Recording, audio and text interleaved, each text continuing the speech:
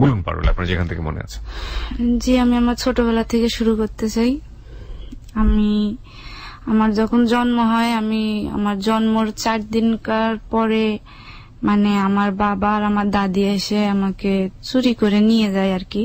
মানে আমার বাবা একটু খারাপ ছিল আর কি, উনি জুয়া খেলতো। তো আমি তখন 7 মাসের পেটে আর কি।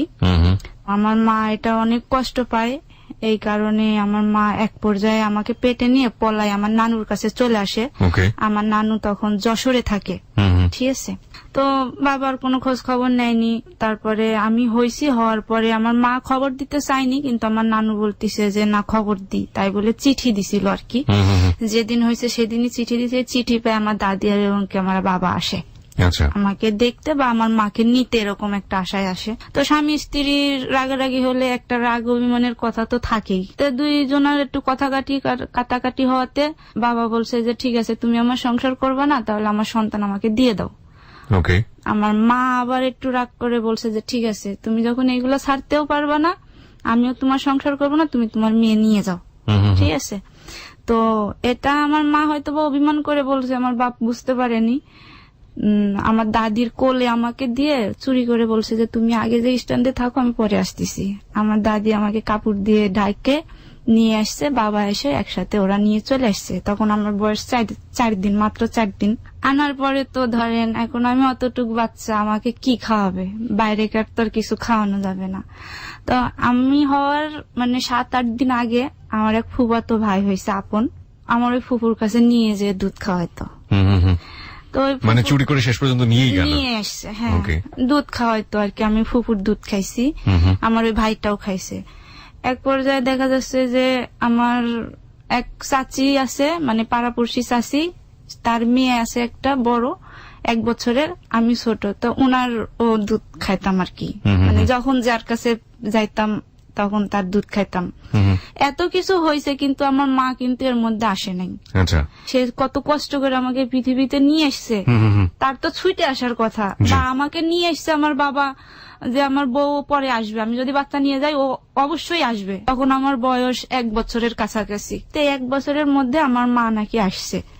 হ্যাঁ, আসার পরে আমার আব্বার পা ধরে মাপছে, আবার নতুন করে সংসার শুরু করছে। তো ওরকম করে কিছুদিন থাকতে থাকতে মিলতাল দিয়ে থাকতে থাকতে আব্বাকে বলছে যে চলো আমরা ঢাকায় যাই, পারুলকে মানে আমার নানির কাছে রাখে ওনারা গার্মেন্টসে চাকরি করবে, বাবা কিছু করবে। বাবা ওনার কথা শুনে সত্যি ঢাকায় আসে ভালোই কিছুদিন কাটে। হঠাৎ করে আমার এক ফুপ্পা আসে, বলে যে আমার দাদি খুব অসুস্থ, আমার বাবাকে শেষবারের মতন দেখতে চাই। এই কথা শুনে অটোমেটিক একটা ছেলে যাইতেই পারে, ঠিক আছে, যেহেতু গর্ভধারিণী মা। তো তখন তার মোবাইলের যুগ ছিল না। তো আমার আব্বা চলে যায় ফুপ্পার সাথে, আমার মা থাকে বাসায়। তো 2-3 দিনের জায়গায় 5-6 দিন হয়ে যায়, 5-6 দিনের জায়গায় 15-16 দিন হয়ে যায়, আব্বু আর আসে না। তখন আমার মা অসুস্থ বলতে কি, আমার মা আবার বাচ্চা করে। হ্যাঁ, তো আমাকে কোলে নিয়ে, এই খবরটা কাউকেই বলতে পারেনি, না বাবাকে বলতে পারছে, না আমার নানিকে বলতে পারছে, ঠিক আছে। তো সেখান আমাকে নিয়ে যায় আর কি আমাদের দেশে। আমাদের দেশ হচ্ছে রাজশাহী, নাটোর। তো ওখানে যায় মা দেখে কি যে আমার আব্বা বিয়ে করছে, আরেকটা বিয়ে করেছে। জি, আর আমার আব্বাকে যখন প্রশ্ন করছে যে এটা কি, এটা কেন করছো, তখন আমার মাকে বলছে যে এটা আমার করা ছাড়া কোনো উপায় ছিল না, কারণ মা আর আমার আরেক ফুপু নাকি বলছে বিয়ে যদি না করে তাহলে আমার দাদি নাকি বিষ খাবে। এটা বলছে আর কি, এটা সত্যি না মিথ্যা আমি বলতে পারবো না।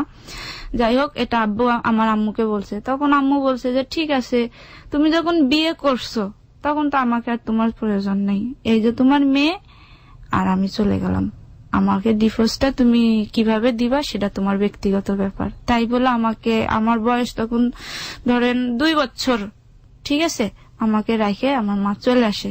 কিন্তু আমার মার পেটে যে বাচ্চা আছে এটার আমার বাবাকে জানাই নাই। এরপরের থেকে আমি ওখানেই থাকি, দাদির কাছেই বেশি মানুষ, মানে দাদির কাছেই থাকি। আমার মা এদিকে এসে একা একাই গার্মেন্টসে চাকরি করে। এদিকে বাচ্চাটা হওয়ার পরে আমার মা আমার নানির কাছে চিঠি দেয় যে মা আমার একটা বাচ্চা হয়েছে, তোর পাটা না বেঁকা হয়েছে, তো আমার নানুর সাথে আমার মার একটু মন কষাকষি ছিল, তো আমার নানু বলতেছে এটা কি সত্যি কথা না মিথ্যা কথা, আর যদি মিথ্যা কথা হয়তো তাহলে পা বাঁকা হয়েছে এটা আবার কিভাবে উল্লেখ করলো, ঠিক আছে। তখন আমার নানু ঢাকাতে আসে, বলছে যে ঠিক আছে তুমি তোমার জীবন পারুলকে তো পারুলের বাবার কাছে দিয়েই আসছো, একে যখন তুমি বলো নাই তখন কাউকে জানানোর দরকার নাই, এ আমার সন্তান হয়ে একে আমি লালন পালন করবো, তুমি তোমার জীবন বেছে নাও। তাই বলে আমার নানু আমার ভাইকে নিয়ে চলে যায় বেনাপোল। আমার মা এরপর থেকে ঢাকাতে থাকে, গার্মেন্টস এ চাকরি করে। তো ও গার্মেন্টস এ চাকরি করতে করতে ওই গার্মেন্টস এর নাকি শুটিং এর কিছু কাজ আসে, তো মেয়েদের লাগে না শুটিং এর কাজে আর কি, নায়িকার পাশে। তো ওই যে ওই নায়িকার পাশে ওনাকে ভালো লাগছে, উনি একটু দেখতে সুন্দর, মানে আপনার মাকে? হ্যাঁ, দেখে ভালো লাগছে, তো উনার সাথে নিছে আর কি ওই যে র্যাকেট খেলাতে, ঠিক আছে, খেলছে, নায়িকার সাথে রেকর্ড খেলছে। তো এটা দেখে ওই ডাইরেক্টর বলে যে উনার অনেক ভালো লাগছে, তখন উনাকে উনি অফার করছে যে গার্মেন্টসে চাকরি করে কয় টাকা ইনকাম করো, তোমার চেহারা ছবি ভালো, তুমি সব দিক দিয়ে ফিট আছো, তা তুমি চলে আসো, যদি তোমার আসার আগ্রহ থাকে এই যে আমার কার্ড, তুমি এই কার্ডে আমার সাথে যোগাযোগ করো। ওকে। এরপর থেকে ও চলচ্চিত্র জগতে চলে আসে। ও তখন যে ও অভিনয় করতো সেই অভিনয় নায়িকার সাথে ছবি আছে। কোন কোন নায়িকার সাথে? শাবনূরের সাথে ছবি আছে আর কি, আপনার মায়ের? জি। ওকে, ঠিক আছে। তো তারপর থেকে ও চিত্র জগতে চলে আসে আপনার মা? কিন্তু আমার মার সাথে আমার কোনো যোগাযোগ নাই। আমার এইভাবে প্রায় 4 থেকে 5 বছর কেটে যায়, আমি আমার দাদির কাছেই থাকি। আমার দাদিকে আমাকে রাখে জন্য আমার দাদিকে সবাই ভিন্ন করে দিছে আর কি। একসময় আমার দাদি মারা যায়, তারপর থেকে আমার চাচির কাছেই। চাচির কাছে যখন থাকি তখন ধরেন ওদের বাসার কাজের মেয়ের হিসাবে আমাকে থাকা লাগে। আমার ওই চাচার বাড়ির পাশে আমার বাবার বাড়ি, ঠিক আছে। আমার বাবা যে পরে বিয়েটা করছে তার ঘরে 2টা মেয়ে হয়েছে, তাদের জন্য জামা কাপড় নিয়ে এসছে, বা আমার ওই সৎমার জন্য জামা কাপড় নিয়ে এসছে। আমার বাবা আমার নামটা তার খাতার লিস্টে তুলতে পারেনি। আমাদের ওখানে একটা খেজুর বাগান আছে মাঠের ভিতরে আর কি, ওখানে চলে যাইতাম, যায় ধরেন কান্নাকাটি করতাম আকাশের দিকে তাকায়, বা মাকে প্রচুর ডাকতাম যে আসলে আমার কথা কি তোমার মোটেও মনে পড়ে না, ঠিক আছে। তো সারাদিন পরে কান্নাকাটির পরে এদিকে যখন আমাকে না দেখতো তখন খোঁজাখুঁজি লাগে যেত যে আস্তা পারুল কোথায় গেছে। বিকালের পরে যখন বাসায় আসতাম তখন দেখা যাচ্ছে যে চাচি টানি নিয়ে বলতো কোথায় গেছিস, কি করতেছিস, এটা কর, এটা কর, এটা খা। চাচাতো বোনের এক সেট জামা দেখা যাচ্ছে যে পরাই দিত, ঠিক আছে। তো আমার খুব কষ্ট লাগতো যে আমি তো এই বংশেরই মেয়ে, আমি আমার বাবা আমার চাচার বাড়ির পাশে, আমি তো দূরেও নাই যে আমি দূরে আছি, তার চোখের সামনে থাকি। আমার বাবা না আমার সাথে কথা বলতো না, জানেন, যে কি করতিছো, বা বাপের সাথে মানুষের একটা আন্তরিকতা থাকে না। তো এরকম করতে করতে আমার ওই মেজো চাচার বড় মেয়ের বিয়ে, তার মধ্যে আসছে আমার বড় চাচিরা। এখন ওই চাচির মেজো চাচির কাজ কাম করতেছি, এটা দেখে তাদের মানে অনেক ভালো লাগছে, আমি বড় হয়ে গেছি, এখন তাদের কাছে আমাকে নিয়ে যাবে, ঠিক আছে। তখন আমার আব্বাকে বলছে যে পারুলকে আমাদের সাথে দে, আমি ওখানে নিয়ে যাই স্কুলে ভর্তি করে দিব, বাদ বাকি সময় আমার কাছে থাকবে। আব্বা কাকি ঠিক আছে, স্কুলে যখন ভর্তি করে দেবেন তখন নিয়ে যান। আমার বড় চাচার অনেক অবস্থা ভালো আর কি, তো নিয়ে গেছে, নিয়ে যে সত্যি কিন্তু আমাকে স্কুলে ভর্তি করে দিছে, কিন্তু একটা শর্ত দিছে। শর্তটা এই যে উনি যেসব কাজগুলা বলবে এসব কাজ করে যদি এই সময়ের মধ্যে 9টার মধ্যে মানে আমি যদি কমপ্লিট করতে পারি তাহলে আমি স্কুলে যাইতে পারবো, আর এর মধ্যে যদি আমি কমপ্লিট না করতে পারি সেদিন স্কুলে যাইতে পারবো না। তো এক পর্যায়ে উনার কাছে প্রায় 2 বছরের মতন থাকি। তো উনরা আবার অনেক বড় লোক, তো উনাদের অনেক আশা, অনেকই ওনারা যাবে স্বপ্নপুরীতে বেড়াইতে, এখন সেই সাথে আমাকেও নিয়ে যাবে। আমার বড় চাচির 2 মেয়ে 1 ছেলে, আমার ভাইটা বড় আর 2টা বোন আছে আর কি। ওনাদের 3 জনের 3টা বাচ্চা। এই 3 বাচ্চা আমাকে ছাড়া কিছু বুঝে না, ওদের খাওয়ানো বলেন ঘুম পাড়ানো বলেন, আমাকে 3 জনের বাড়িতে যে 3 বার করে ঘুম পাড়ায় দিয়ে আসতে হয়। মানে রাত্রে যে ঘুমটা ঘুমায় 3 জনের বাড়িতে যে আমাকে ঘুম পাড়ায় দিয়ে আসতে হয়, না হলে তারা ঘুমায় না। খাওয়ার সময় তো একই ঘটনা, মানে লেখাপড়া সমস্ত কিছু বন্ধ, আপনি শুধু এই কাজগুলো করে মানুষের বাসায় থাকার জন্য, মানুষের সাথে একটু। ভাই আমি কোনো সময় না আমাকে গরম ভাত দিত না খাইতে, জিনিসটা কিরম হয়তো জানেন, ধরেন দুপুরে যেটা রাঁধছে সেটা আমাকে রাত্রে দিত, আচ্ছা, আর রাত্রে যেটা রাঁধছে সেটা আমাকে সকালে দিত। বাসি খাবারগুলো ভাত থাকলেও ওরা আমার সাথে এই ব্যাপারটা করতো। আর ওদের ঘরে অনেক খাট, কিন্তু আমাকে খাটে শুইতে দিত না, আমাকে ফ্লোরে শুইতে দিত, আর ঘরের দরজা আটকাইতে দিত না। কি ভাবতো এটা আমি বলতে পারবো না, আমি তো ছোট মানুষ। আমি দরজা আটকাইতাম আমার ওই মান সম্মান বাঁচানোর জন্য। আমার যে চাচাতো ভাইটা, ওনার একটু নজরটা খারাপ ছিল, ঠিক আছে, মানে কেউ যদি বাসায় না থাকতো কেমন কেমন কথা বলতো। তখন আপনার বয়স কত? তখন আমার বয়স 9 থেকে 10 বছর। 9 থেকে 10 বছর, ওকে। তো উনি একটু মানে বলতো যে দরজা খোলা রাখিস, আমি রাত্রে এসে তোর সাথে কথা বলবো। অথচ কিন্তু বাইরে উনি অনেক ভালো, বা উনাকে অনেক ভয় পাই, কিন্তু উনি তলে তলে আমার সাথে এরকম আচরণ করতো। আমার মান সম্মান আটকানোর জন্য কি করতাম, আমি দরজা আটকাই দিতাম। তো সকালে ঘুম থেকে উঠতে দেরি হতো, তো ওই দরজা ঠাকাইতো, আর দরজা খুলেই মানে চোখ মুখ কিছু দেখার নেই মেরে দিত। তো আমিও ধৈর্য সীমা পার হয়ে যে আমিও খারাপ ব্যবহার করছি। করার পরে তখন আমার মেজো চাচার ছেলেকে ফোন দিছে যে তুই পারুলকে এসে নিয়ে যা। তখন হচ্ছে আমার ওই যে ভাইটা যে মানে টুই টাইপের, উনার বউ তখন বাসায় ছিল আর কি। হ্যাঁ, তো আমার ভাই যখন আসছে তখন আমার ভাইকে বলছে যে পারুলে কিভাবে মারছে, হ্যাঁ এরম করে মারছে, এটা কি ঠিক হয়েছে শাশুড়ির, ঠিক আছে।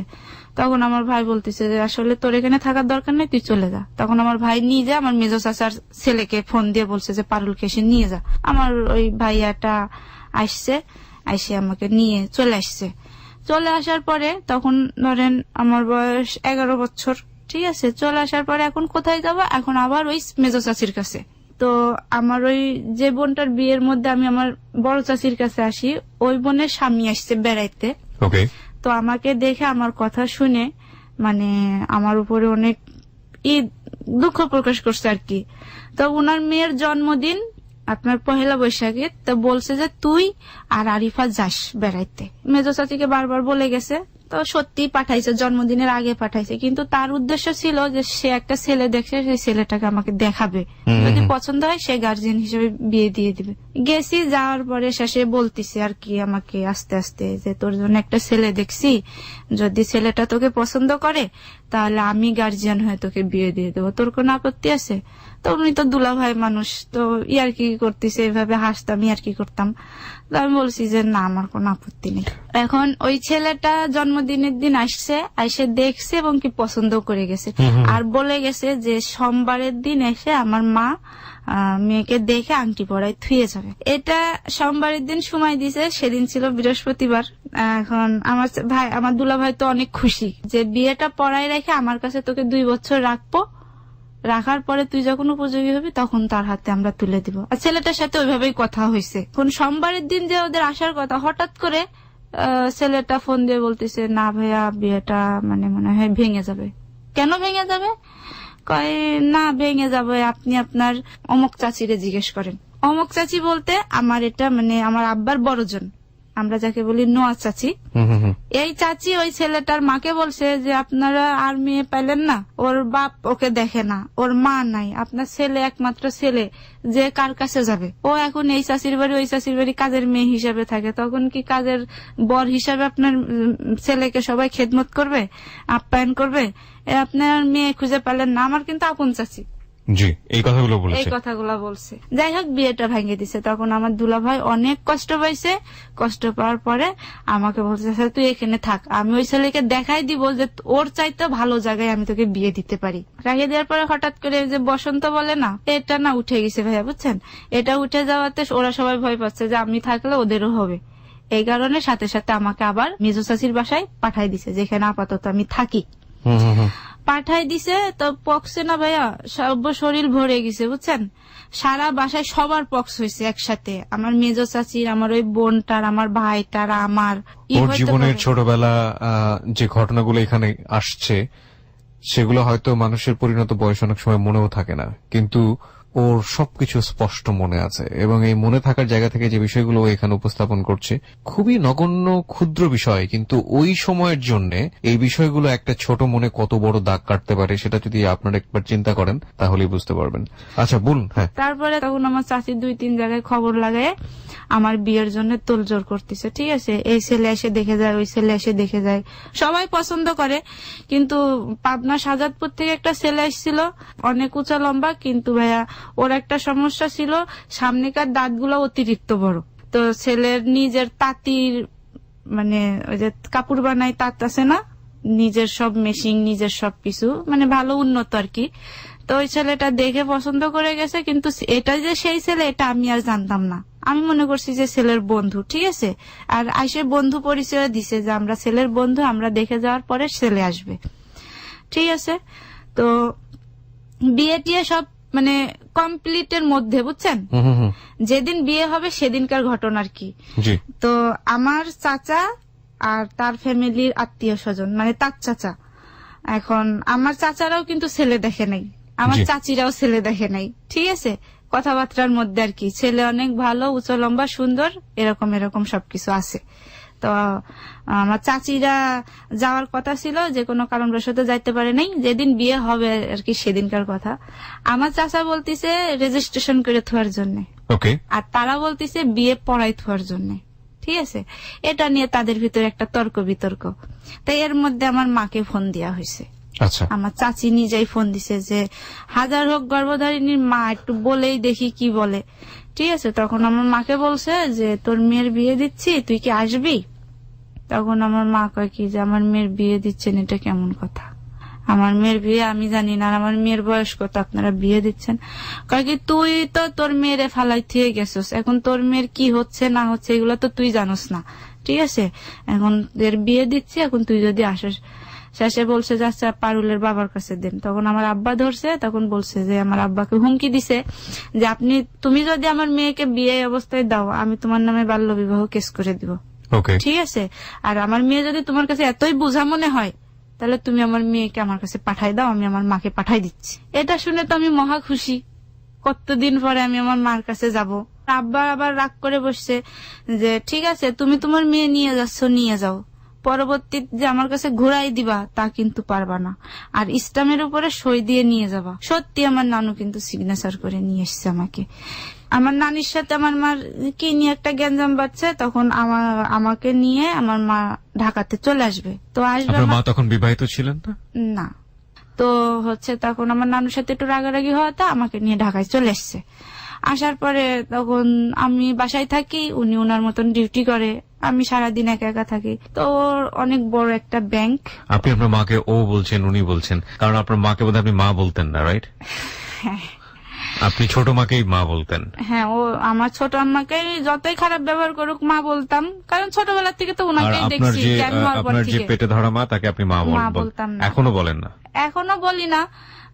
বলার কারণ এর আগেও বলছি, মানে যখন প্রথম দেখা হয়েছে তখনও মা বলে ডাকছি, কিন্তু মানে আনইজি ফিল করতেন। ওকে, বলুন। হ্যাঁ, তো হচ্ছে উনি ডিউটিতে যাইতো, আমি বাসায় থাকতাম। তো অনেক বড় একটা ব্যাংক, ওই ব্যাংকের মধ্যে ও 5 টাকার কয়েল, 2 টাকার কয়েল। তো যাওয়ার সময় তো টাকা ওইভাবে দিয়ে যেত না, তো আমি ওই খুঁটাই টাকা বের করে এগুলো খরচ করতাম আর কি। কিন্তু ওনাকে সবাই বাঘের মতন ভয় পাইতো। আমার আর খালাতো ভাই বোনরা ওনাকে মামা বলে ডাকে, আমাদের তো কোনো মামা নাই। ঠিক আছে, যাই হোক, এটা তার আমি বুঝি নাই যে উনাকে সবাই এরকম ভয় পায়। আমি কয়েক টাকা বের করে খরচ করছি, যে ছোট মানুষ, মার ঘর, মা তো আমাকে কিছু বলবে না। ঠিক আছে, তো একদিন না অনেক কান্নাকাটি করতেছে। আম্মু কি হয়েছে, আপনি কাঁদতেছেন কেন? বলে বাড়িতে জায়গা জমি নিয়ে কিনা নিয়ে অনেক সমস্যা, বাড়িতে এতগুলা টাকা লাগবে, এখন আমি এতগুলা টাকা কই পাবো, কিভাবে ম্যানেজ করব, আমার তো কোনো রাস্তা নাই। তুমি যদি আর একটু বড় হইতা তাহলে তোমার আমি একটা চাকরি ঢুকাই দিতাম। তা আমি ওনার মানে মা কাঁদতেছে, আমার কষ্ট লাগতেছে, এটা শুনে বলতেছি যে আমি এখনো করতে পারবো চাকরি, তুমি আমাকে কি চাকরিতে দিবা বলো, আমি সেই চাকরি করব। আমাকে নিয়ে রেডি হয়ে গেছে, আমাকে চাকরি দিবে সেই উদ্দেশ্যে আর কি। আসলে আমি তো অনেক ছোট ছিলাম, জায়গাগুলোর নাম আমার স্মরণ নাই, আমি বলতেও পারবো না। তো নিয়ে গেছে, নিয়ে যাওয়ার আগে ফোন দিছে আরিফ ভাইয়া বলে একজনের কাছে যে ভাইয়া আমার একটা লোক আছে, তো আমি ইন্টারভিউর জন্য আপনার কাছে নিয়ে আসবো। উনি বলছে ঠিক আছে নিয়ে আসেন, এটা আমার সামনে কথা বলছে। তো আমাকে ওখানে যাওয়ার সময় রিক্সাতে বলতিছে যে ওখানে তুমি আমাকে আম্মু বলে ডাকবা না, আন্টি বলে ডাকবা, আর আন্টি বলে ডাকবা, তারপরে যা বলার আমি বলবো। ওকে, আমি ঠিক আছে। তো আমাকে নিয়ে যাওয়ার পরে লিফটে করে উঠে আমাকে সুপার উপরে বসায় রাখছে। শেষে উনি ভিতরে যে কি কি বলছে না বলছে সেটা উনি জানে। তারপরে আমাকে বলছে যাও। যাওয়ার আগে বলছে যে ওই ভাইয়া যা বলে তাই শুনবা, তাহলে চাকরি হয়ে যাবে। তো আমি ওনার কাছে গেছি। লোকটা বড় একটা খাট, মানে বড় লোক অনেক, ভিতরে এসি টেসি ছাড়া অনেক কিছু। তো লোকটা খাটের উপরে শুয়ে আছে। তো আমাকে বলতেছে তোমার নাম পারুল? আমি বলতেছি হ্যাঁ। কই বসে এখানে, বসে এখানে বসো। তো বলতেছে যে তুমি চাকরি করবা? আমি কই কি হ্যাঁ। কই তুমি এতটুক মানুষ কি চাকরি করবা? আমি কই কি যে আসলে আমার আম্মুর অনেক সমস্যা, তো এই কারণে চাকরি করবো। কই কি ও আচ্ছা। তাই বলে উনি আমার হাত চেপে ধরছে। হাত চেপে ধরে বলতেছে ঠিক আছে তোমাকে আমি চাকরি দিব। তো আমার হচ্ছে হাতের আঙ্গুলগুলো ফুটাই দাও তো। তখন আমি হাতের আঙ্গুলগুলা ফুটাই দিছি। তখন বলতেছে মানে আমার হাতগুলা টিপে দাও, আমার ঘাট টিপে দাও, আমার পা টিপে দাও। তো আমি সত্যিই দিছি। দেওয়ার পর এক পর্যায়ে সে আমার সাথে জোরাজোরি করতেছে যে তার যে একটা চাহিদা, এই চাহিদা মেটানোর জন্য।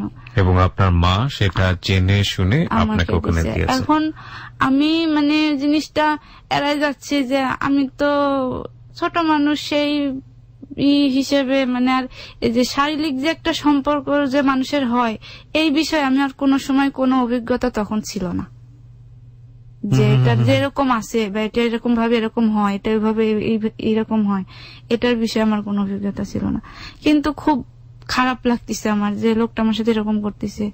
তখন এক পর্যায়ে উনি আমার মানে সালোয়ার খুলে যখন আমাকে বিছনায় নিছে, তখন ওনার বিছনা রক্ত ভিজে গেছে। তখন উনি লাফ দিয়ে উঠে পড়ছে। ঠিক আছে কাকি তোমার এটা হয়েছে? আমি কি হ্যাঁ। কাকি আচ্ছা ঠিক আছে তুমি টয়লেটে যে ফ্রেশ হয়ে আসো। তখন আমি টয়লেটে যে আবার ঠিকঠাক হয়ে আসলাম। তখন বলতেছে ঠিক আছে তুমি বাইরে যাও, তোমার যে আন্টি আছে আন্টিকে পাঠাই দাও। তখন আমি মাথাটা নিচু করে আম্মুর কাছে গেছি। আম্মু বলে যে কি বলছে? আপনাকে ভিতরে যেতে বলছে। তখন ভিতরে উনি গেছে, যাওয়ার পরে কি বলছে বলতে পারবো না, মনে বলছে এরকম সমস্যা কিভাবে নিয়ে আসছেন। তখন উনি তারপরেও 6,000 টাকা দিছে আমার আম্মুকে। এই টাকার হিসাবটা আপনি জানলেন কিভাবে? এই টাকার হিসাবটা আমি জানলাম, উনার কাছে তখন কোনো টাকা ছিল না। ওনার কাছে কোনো টাকা ছিল না। এবং কি যখন আমাকে নিয়ে রিক্সায় করে আসে, তখন আমি দেখছি যে একটা গার্ডার দিয়ে 6,000 টাকা পেছানো। ঠিক আছে, তা আমি বলছি যে আপনি এতগুলা টাকা কই পাইলেন? উনি তখন বলছে যে ওই আঙ্কেল দিছে।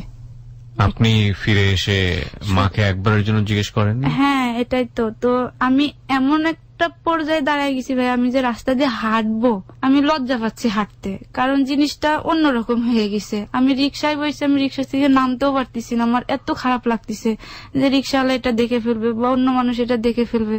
তখন মানে উন্না টুন্না নিয়ে কোন রকম পেশায় গুছা আছি। উনি দেরি করতেছে, আমার মা দেরি করতেছে। এই মিরপুর মাজারের সামনে ওই টাকা খুলে আমার জন্য জামার পিস নিছে। ঠিক আছে, তার জন্য স্যান্ডেল নিছে, নিয়ে উনি দেরি করতেছে। তাকেও আমি বলতে পারতেছি না যে আম্মু আমার এই সমস্যা হচ্ছে। আর তখন থেকে আমি আম্মু বলার বাদ দিছি, যে নাকি আর আম্মু বলবো না, নাকি আন্টি বলে ডাকবো। উনি যখন মিরপুরে মাজারের সামনে থেকে এগুলা কিনছে, কেনার পরে অনেক দেরি করে আমাকে বাসায় নিয়ে গেছে। বাসায় নিয়ে যাওয়ার পরে তখন মানে ওনার মনটা অনেক ভার। ঠিক আছে, তো আমার খুব খারাপ লাগতেছে। আমি মানে এটা চিন্তা করতেছি যে এটা কি আমার সত্যিকারের মা নাকি অন্য কেউ। আসলে মনে হয় এটা আমার মা না, কারণ আমি তো ছোটবেলার থেকে আমার মাকে দেখিনি। তো উনি আমার সাথে খুব খারাপ ব্যবহার করতেছে। মানে এক পর্যায়ে বলতেছে যে তুমি ওনার সাথে এরকম করলা না কেন? তো আমি বলতেছি যে আমি ওনার সাথে কি করব, আর আপনি আমাকে এই জায়গায় নিয়ে গেছেন, আপনি আমার বিষয়টা কিছু জানেন না। এই কথা বলাতে না উনি আমার পরে রাগে যে আমাকে মারধর শুরু করে দিছে। মারতে মারতে প্রায় মানে অজ্ঞানের মতন হয়ে গেছি, আমি নিচে পড়ে আসি আর দেখতেছি যে উনি অনেক চিল্লাপাল্লা করতেছে, আমার কানে আসতেছে যে উনি চিল্লাপাল্লা করতেছে। চিল্লাপাল্লা গুলো এরকম যে উনি আল্লাহকে বলতেছে যে আল্লাহ আমাকে তুমি নিঃসন্তান কেন করলে না, আমি কেন সন্তানের মা হইছি, আমি সন্তানের মা হইতে চাই নাই, তুমি নাকি অন্তরের ডাক শুনো। তা আমি অন্তর থেকে বলতেছি যে আমার যে 2টা বাচ্চা, এই 2 বাচ্চাকে তুমি পৃথিবী থেকে তুলে নাও। তারপরে ওনার একটা ফোন আসছে, ফোনটা দিছে আমার নানু, বাড়িতে নাকি হচ্ছে জমি জায়গা নিয়ে অনেক ভেজাল হয়েছে, এই মুহূর্তে তাকে যাইতে হবে। তো উনি আমাকে রাখে শেষে ওই কথা বলতেছে যে আমি যেন আইসে তোর তাজা মুখটা না দেখতে পারি, আমি যেন এসে তোর মরা মুখ দেখে, আর না হলে তুই যেদিক খুশি সেদিক চলে যাস। ঠিক আছে, আমাকে এই কথা বলে সে কাপড় চোপড় গুছায় চলে গেছে এবং কি বাইরেতে মানে ছিটকে নিয়ে আটকাই গেছে আর কি। তো একে তো ওই রকম একটা ব্যবহারের জন্য আমি কোনো সময় প্রস্তুত ছিলাম না, দ্বিতীয়ত মারছে, তৃতীয়ত আবার আমার সাথে এরকম খারাপ ব্যবহার গুলো করতেছে। তাহলে আমি তো তোমার কাছে আসতে চাইনি, তাহলে তো আমার বাবাই অনেক ভালো, তোমার চাইতে তো আমার বাবাই অনেক ভালো, আমি যে আশা নিয়ে তোমার কাছে আসছি যে তুমি আমাকে ভালোবাসবা, হ্যাঁ, কিন্তু তুমি তো আমাকে ভালোবাসো না। তখন এই কষ্টে দুঃখে ওই যে বিষ যে নিয়ে এসে আমার সামনে ওর একটা বাক্স আছে, বাক্সর মধ্যে রাখছে। আমি আমার মনের কষ্টে হয়তোবা তখন ভুল করছিলাম, কিন্তু এই ভুলটা তখন আমার মনে হয় নাই, কিন্তু আমার মনের কষ্টে আমি কিন্তু বিষটা খেয়ে ফেলছি। বিষটা খেয়ে ফেলেন আপনি? জি, খাইয়ে ফেলছি। খাইয়ে ফেলার পরে বিছনায় শুয়ে পড়ছি, শুয়ে ভাবতেছি যে কিছুক্ষণ পরে মরে যাব, মরে গেলে সব সমস্যা সমাধান হয়ে যাবে আর সবকিছু আমি ভুলে যাব। ঠিক আছে, এক পর্যায়ে আমার জ্ঞান হারা হয়ে যায়, আমি বলে গুমরাচ্ছিলাম, এটা পাশের ঘরের মানুষ শুনতে পেয়ে বাইরের থেকে ছিটকিনি আটকানো, ওই ছিটকিনিটা খুলে তারা ঘরে ঢুকে দেখে যে আমার মুখ দিয়ে মানে সাদা সাদা ফেনা বের হচ্ছে আর আমি মানে চোখ মুখ উল্টাই দিছি। তো ওই বাড়িওয়ালা নামিয়ে এসে সাথে সাথে তেঁতুল গুলাইয়ে খাওয়াইছে।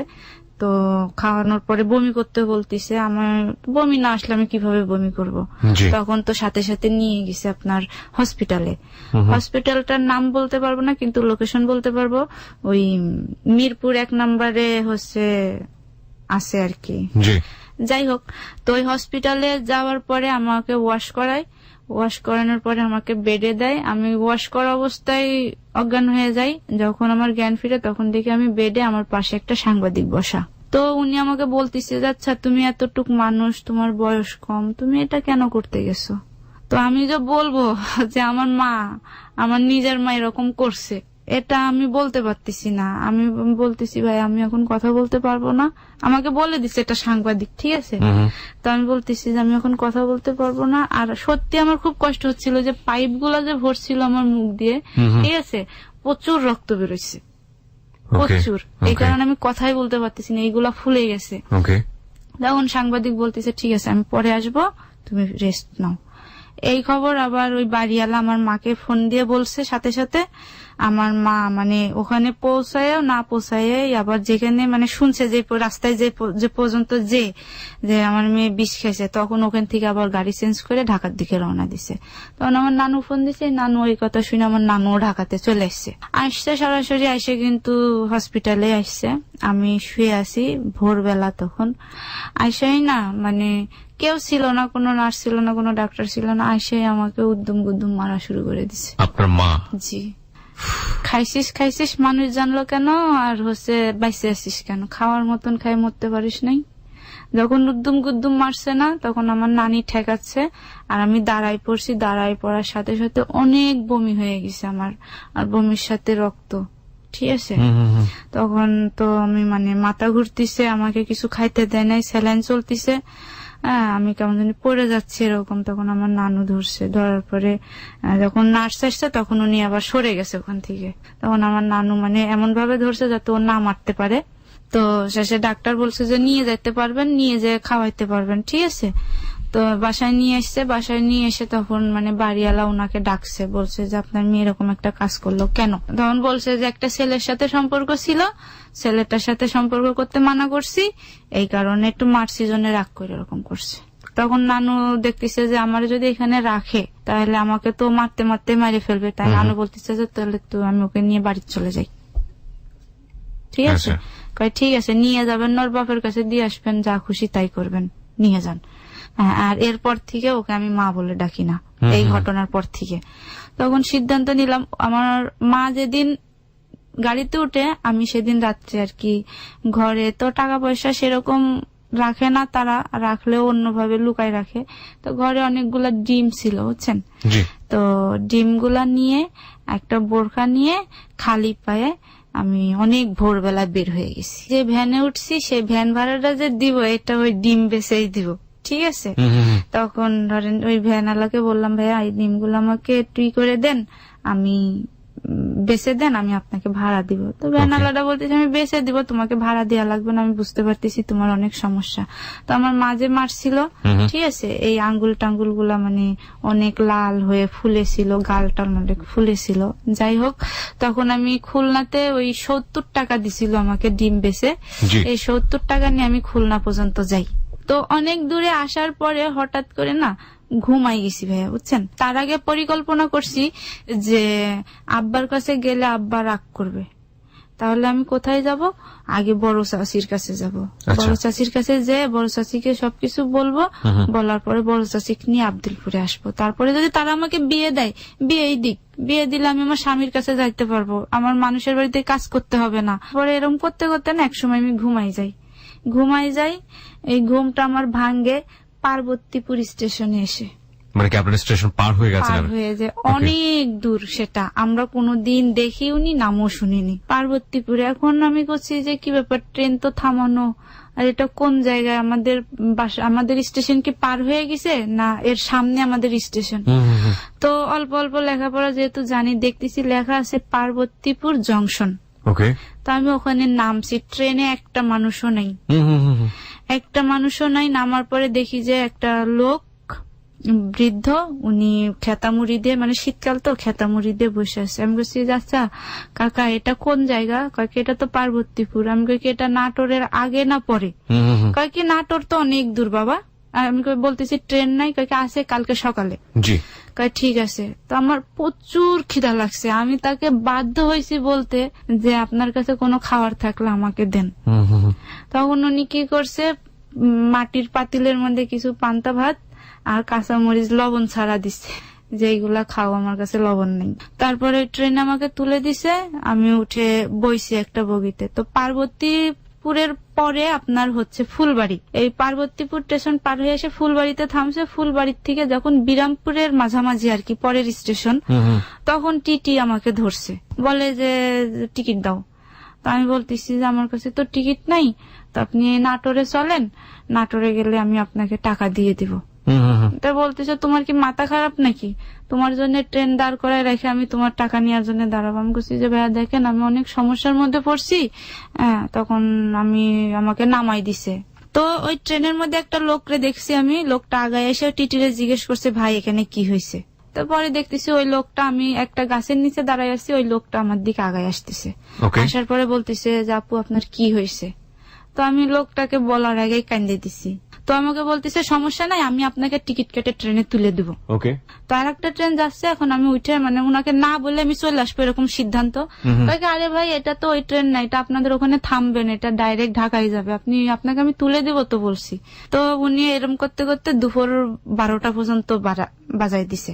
কয় কি আপু আপনাকে আমি যে ট্রেনে তুলে দিব ওটা ফুলবাড়িতে, আপনি আমার সাথে ফুলবাড়িতে চলেন। তারপরে ফুলবাড়িতে নিয়ে গেছে, ফুলবাড়িতে নিয়ে যে স্টেশনে নিয়ে এসে স্টেশনের হোটেলে আবার ভাত খাওয়াইছে। খাওয়ানোর সময় তখন সামনাসামনি বসে বলতিছে, তো আপনাকে একটা কথা বলি, আপনি যদি মনে কিছু না নেন আপনি যায়েন না, আপনি আমার কাছে থেকে যান। পর্যায়ে আমাকে বলতিছে যে ও আমাকে বিয়ে করবে। এই অপরিচিত একটা ছেলে এরকম ভাবে, এই কথাবার্তার মধ্যেই আমি বলতেছি না আপনাকে আমি চিনি না জানি না, আপনাকে আমি বিয়ে করতে পারবো না, আপনি আমাকে ট্রেনে তুলে দেন, আমি আমার বাবার কাছে যাব। কথা বলার কিছুক্ষণ পরে প্রায় 5-6টা মোটরসাইকেল চলে আসছে। আসার পরে সবাই বলতেছে এটা ভাবি। তখন শেষে বলতেছে যে হ্যাঁ এটাই তোমাদের ভাবি। ভাবি চলেন বাসায় চলেন, কোনো সমস্যা নাই। তার মধ্যে মামুন নামের একটা লোক ছিল, স্টেশন মাস্টার। তো উনি ওনার বাসায় নিয়ে গেছে, নিয়ে যাওয়ার পরে শেষে বলতেছে যে আসলে বিষয়টা কি আমাকে ভাঙ্গে বলেন। তখন ওই আলমগীর বলতেছে যে আমি একে বিয়ে করব, এই বিয়ের ব্যবস্থা করেন। তো এখানে আমাকে কয়েকদিন থাকা লাগবে। আলমগীর? হ্যাঁ, বলতেছে তোমার তো বয়স কম, এখনই বিয়ে হবে না, তো আমরা কয়েকদিন পরে করবো। তো ওর ওখানে কি কি কাজ ছিল এইগুলা করে প্রায় 8 দিন কাটাই দিছে এখানে, ঠিক আছে। এবং এই সময়টাতে আপনার সঙ্গে শারীরিক সম্পর্ক করছে? হ্যাঁ। তারপরে শেষে একদিন আমাকে নিয়ে ওর বাসায় যায়। তো একদিন হঠাৎ করে ওর ভাই ওকে কি যেন বলবে, ঠিক আছে, আলমগীরের ভাই। হ্যাঁ। তো ওদের ঘরের আবার খিল ছিল না, তখন উনি আলমগীর বলে দরজাটা ধাক্কা মেরে দেখে যে আমরা দুজন শুয়ে আছি। তখন উনি জিনিসটা ওনার বুঝতে আর বাকি থাকে না। সকালবেলা আমাকে ডাকানো হয়, তখন আমাকে বলে যে তুমি তো দেখতে একেবারে ছোট মানুষ, তুমি এর বিষয়ে কিছু জানো? কে বলতিছে যে ওর যে বউ আছে, বাচ্চা আছে, তুমি এটা জানো? তখন আমি জিনিসটা মানে আমি কই কি, না তো, আমি তো এটা তো জানি না। কি ওর বউ আছে, ওর 4টা বাচ্চা, ওরা হচ্ছে নওগাঁতে থাকে। That's why we always call life is more than drama. যাওয়ার কথা বাবার কাছে, ট্রেনে ঘুমিয়ে গেল এবং নিয়ে গেল পার্বতীপুরে। পার্বতীপুর থেকে সেই বাবার কাছে আসার কথা, একটার পর একটা স্টেশনে ভুল হচ্ছে, ভুলওয়ালা মানুষের সঙ্গে পরিচয় হচ্ছে। জীবনে একটু ভালো থাকার জন্য সেই ভুলওয়ালা মানুষগুলোকেই আপন মনে হচ্ছে, এবং এক পর্যায়ে সেই মানুষগুলোর ভুল আবার জানা পড়ছে। কোথায় যাবে? বাবার কাছে সুখ নেই, মার কাছে নেই, চাচা চাচির কাছে নেই, সমাজের কাছে নেই। এই মেয়েটা কোথায় যাবে? See, this is the story of life, but it's not done yet. Okay, বলুন তারপর। তারপরে এগুলো যখন আমাকে বলছে, তখন আমি জিনিসটাকে মানে অন্যরকম ভাবে নিছি। তখন সে যখন বাসায় এসে তাকে আমি বলছি যে আপনার বউ আছে? কয় হ্যাঁ আছে। আমি বলছি আপনার বাচ্চা আছে? কয় হ্যাঁ আছে। আমি বলি তাহলে আপনি আমাকে যে সব কথাগুলো বলছেন এগুলো সব মিথ্যা। কয় এগুলো না বললে তো তুমি আমার সাথে আসতে না। তখন আমি বলছি দেখেন, যা হওয়ার হয়ে গেছে, এখনো সময় আছে, ঠিক আছে, আমি সবকিছু ভুলে যাব, কিন্তু আপনি আমার সাথে এরকম ব্যবহার করেন না, আমি এটা মানিয়ে নিতে পারতেছি না, আপনি আমাকে ট্রেনে তুলে দেন, আমি আমার বাবার কাছে চলে যাই, ঠিক আছে। তখন ও বলতেছে আচ্ছা ঠিক আছে, আমি যে তোমাকে এখান থেকে ট্রেনে করে তুলে দিব, তাহলে তো কাউকে আমাকে ফোন করে বলে দিতে হবে যাতে তোমাকে নামাই নাই, তাহলে এমন কারণ নাম্বার আমাকে দাও, আমি ওনাদের সাথে যোগাযোগ করে হয় তারা এসে নিয়ে যাক, নাহলে আমি যে দিয়ে আসবো। আমার বড় চাচার যে ছেলেটা আনোয়ার ভাই, তার নাম্বার আমার মুখস্থ আছে, আমি তার নাম্বারটা দিছি। ও নাম্বারটা নিয়ে সোজাসুজি মাঠের ভিতরে চলে গেছে। আমি মনে করছি যে আমার বিষয়ে যাওয়ার বিষয়ে বলবে এটাই, কিন্তু ও নাম্বার নিয়ে সবাইকে, ওই ভাইকে বলে দিছে যে পারুলের সাথে আমার বিয়ে হয়ে গেছে, পারুল আপনার কে হয়। My goodness. তখন আমার ভাই তো এই খবর শুনে সব জায়গায় প্রচার করে দিছে যে পারুলের বিয়ে হয়ে গেছে। এখন আমি তো ওখানে যাইতেও পারবো না। যাই হোক, দিয়ার পরে শেষে আলমগীর বলতেছে এখন তো যাইতে পারবো না। কিন্তু এটা নিয়ে ওই পাড়াটার ভিতরে, মহল্লাটার ভিতরে অনেক কথাবার্তা, অনেক গ্যাঞ্জাম, সবার মুখে মানে আটকায় দেয় যে আমার বউ আমি বিয়ে করছি, আমি রাখবো, কে কি করবে, এরকম সব জায়গায় ও সম্প্রচার করে। এরকম করে 2-3 মাস অনেক ভালো কাটছে। এভাবে 3 মাসের সময় ওর ফোনে একটা ফোন আসছে, ওর বড় যে ওয়াইফ, সে ফোন দিছে যে আমি এগুলা কি শুনতেছি।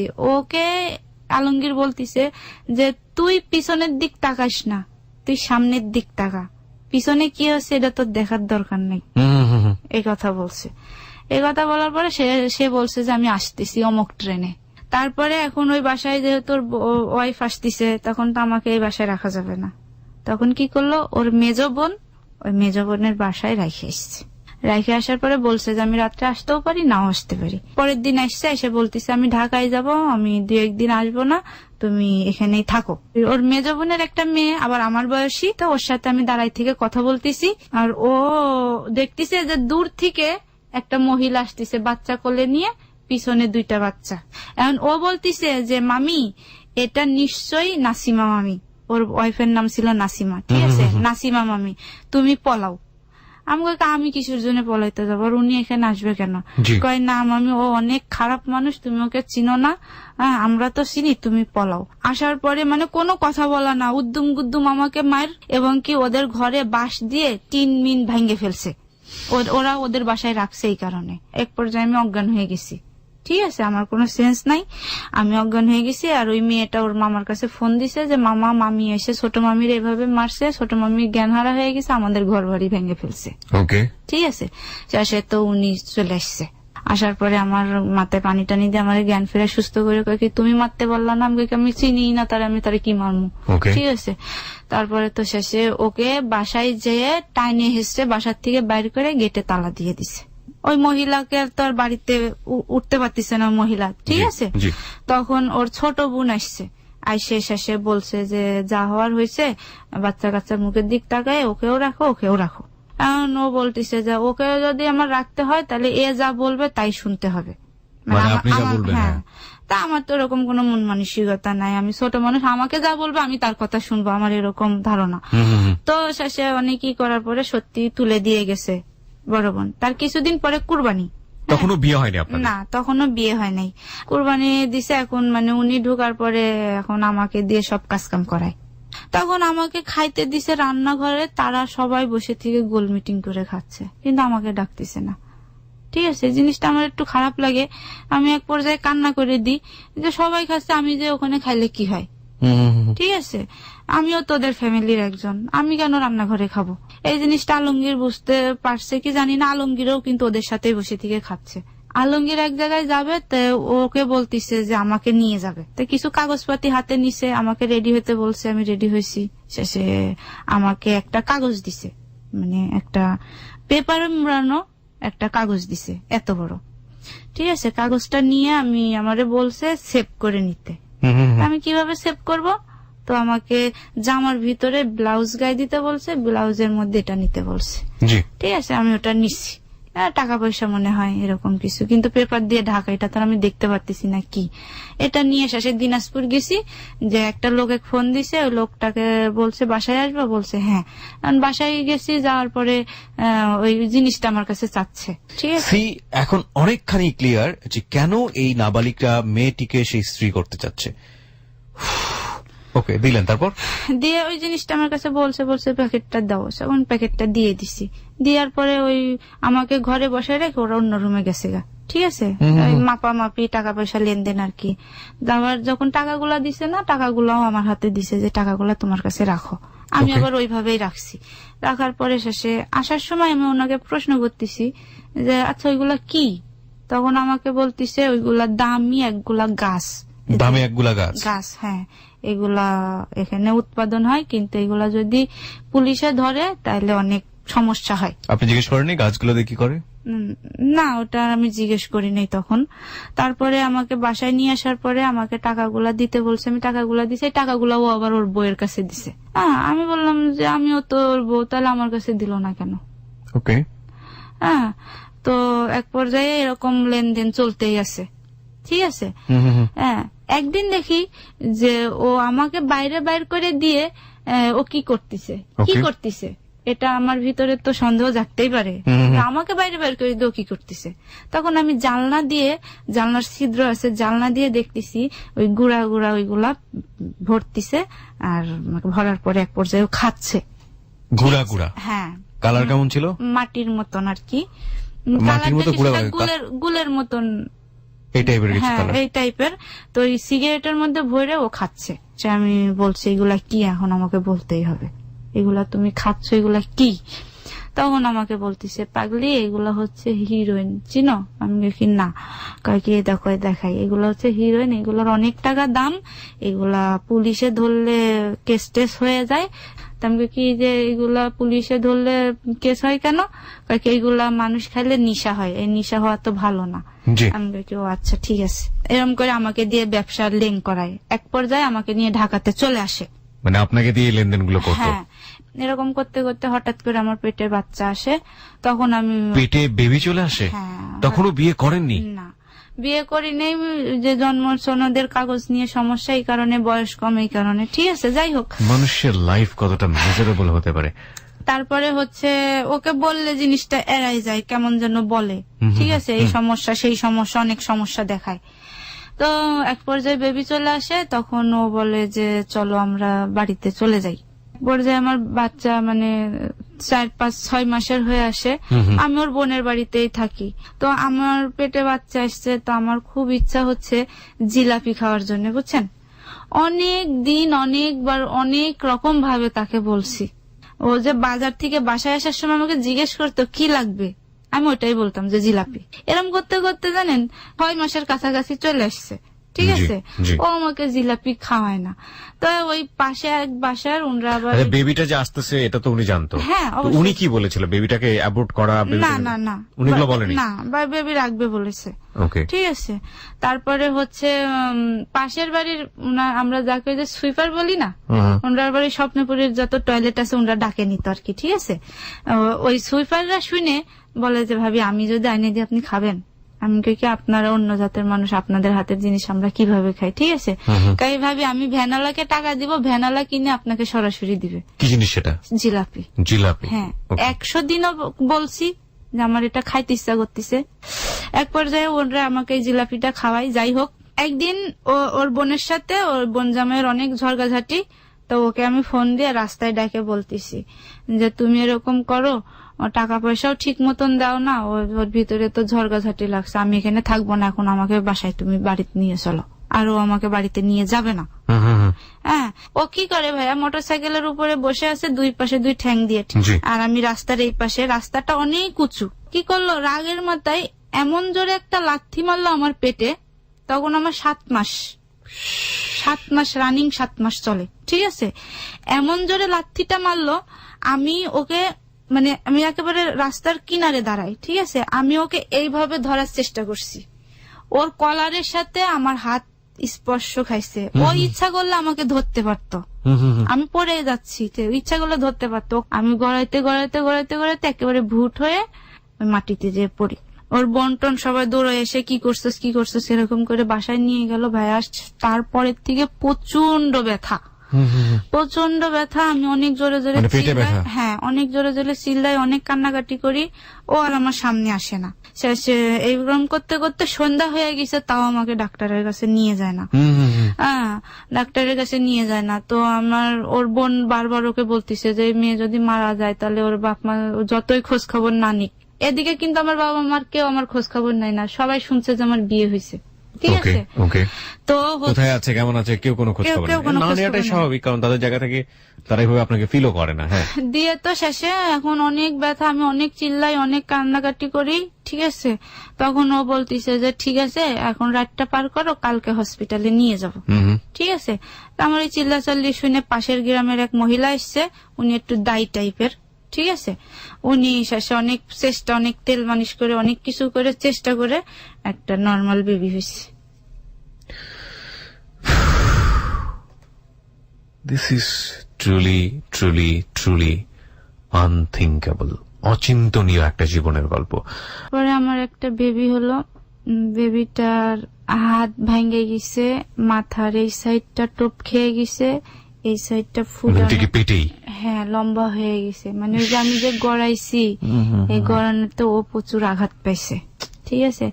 বেবি হওয়ার পরে অনেকক্ষণ মানে ওর যে নিঃশ্বাস নিতে কষ্ট হচ্ছে, ঠিক আছে, একটা যে শব্দ একটা বাচ্চার, এই শব্দটা হচ্ছিল, ঠিক আছে। আমি তো দেখতেছি যে এরকম হয়েছে, ছেলে ছিল বেবিটা।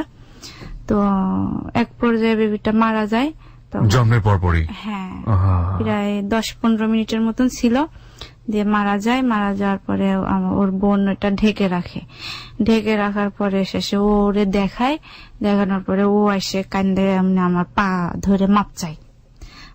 তখন আমার মনটা একেবারে ভেঙে যায়। আমি কোন রকম ওখানে কান্নাকাটি করে রইছি যে এটা আমার বাচ্চা, ঠিক আছে।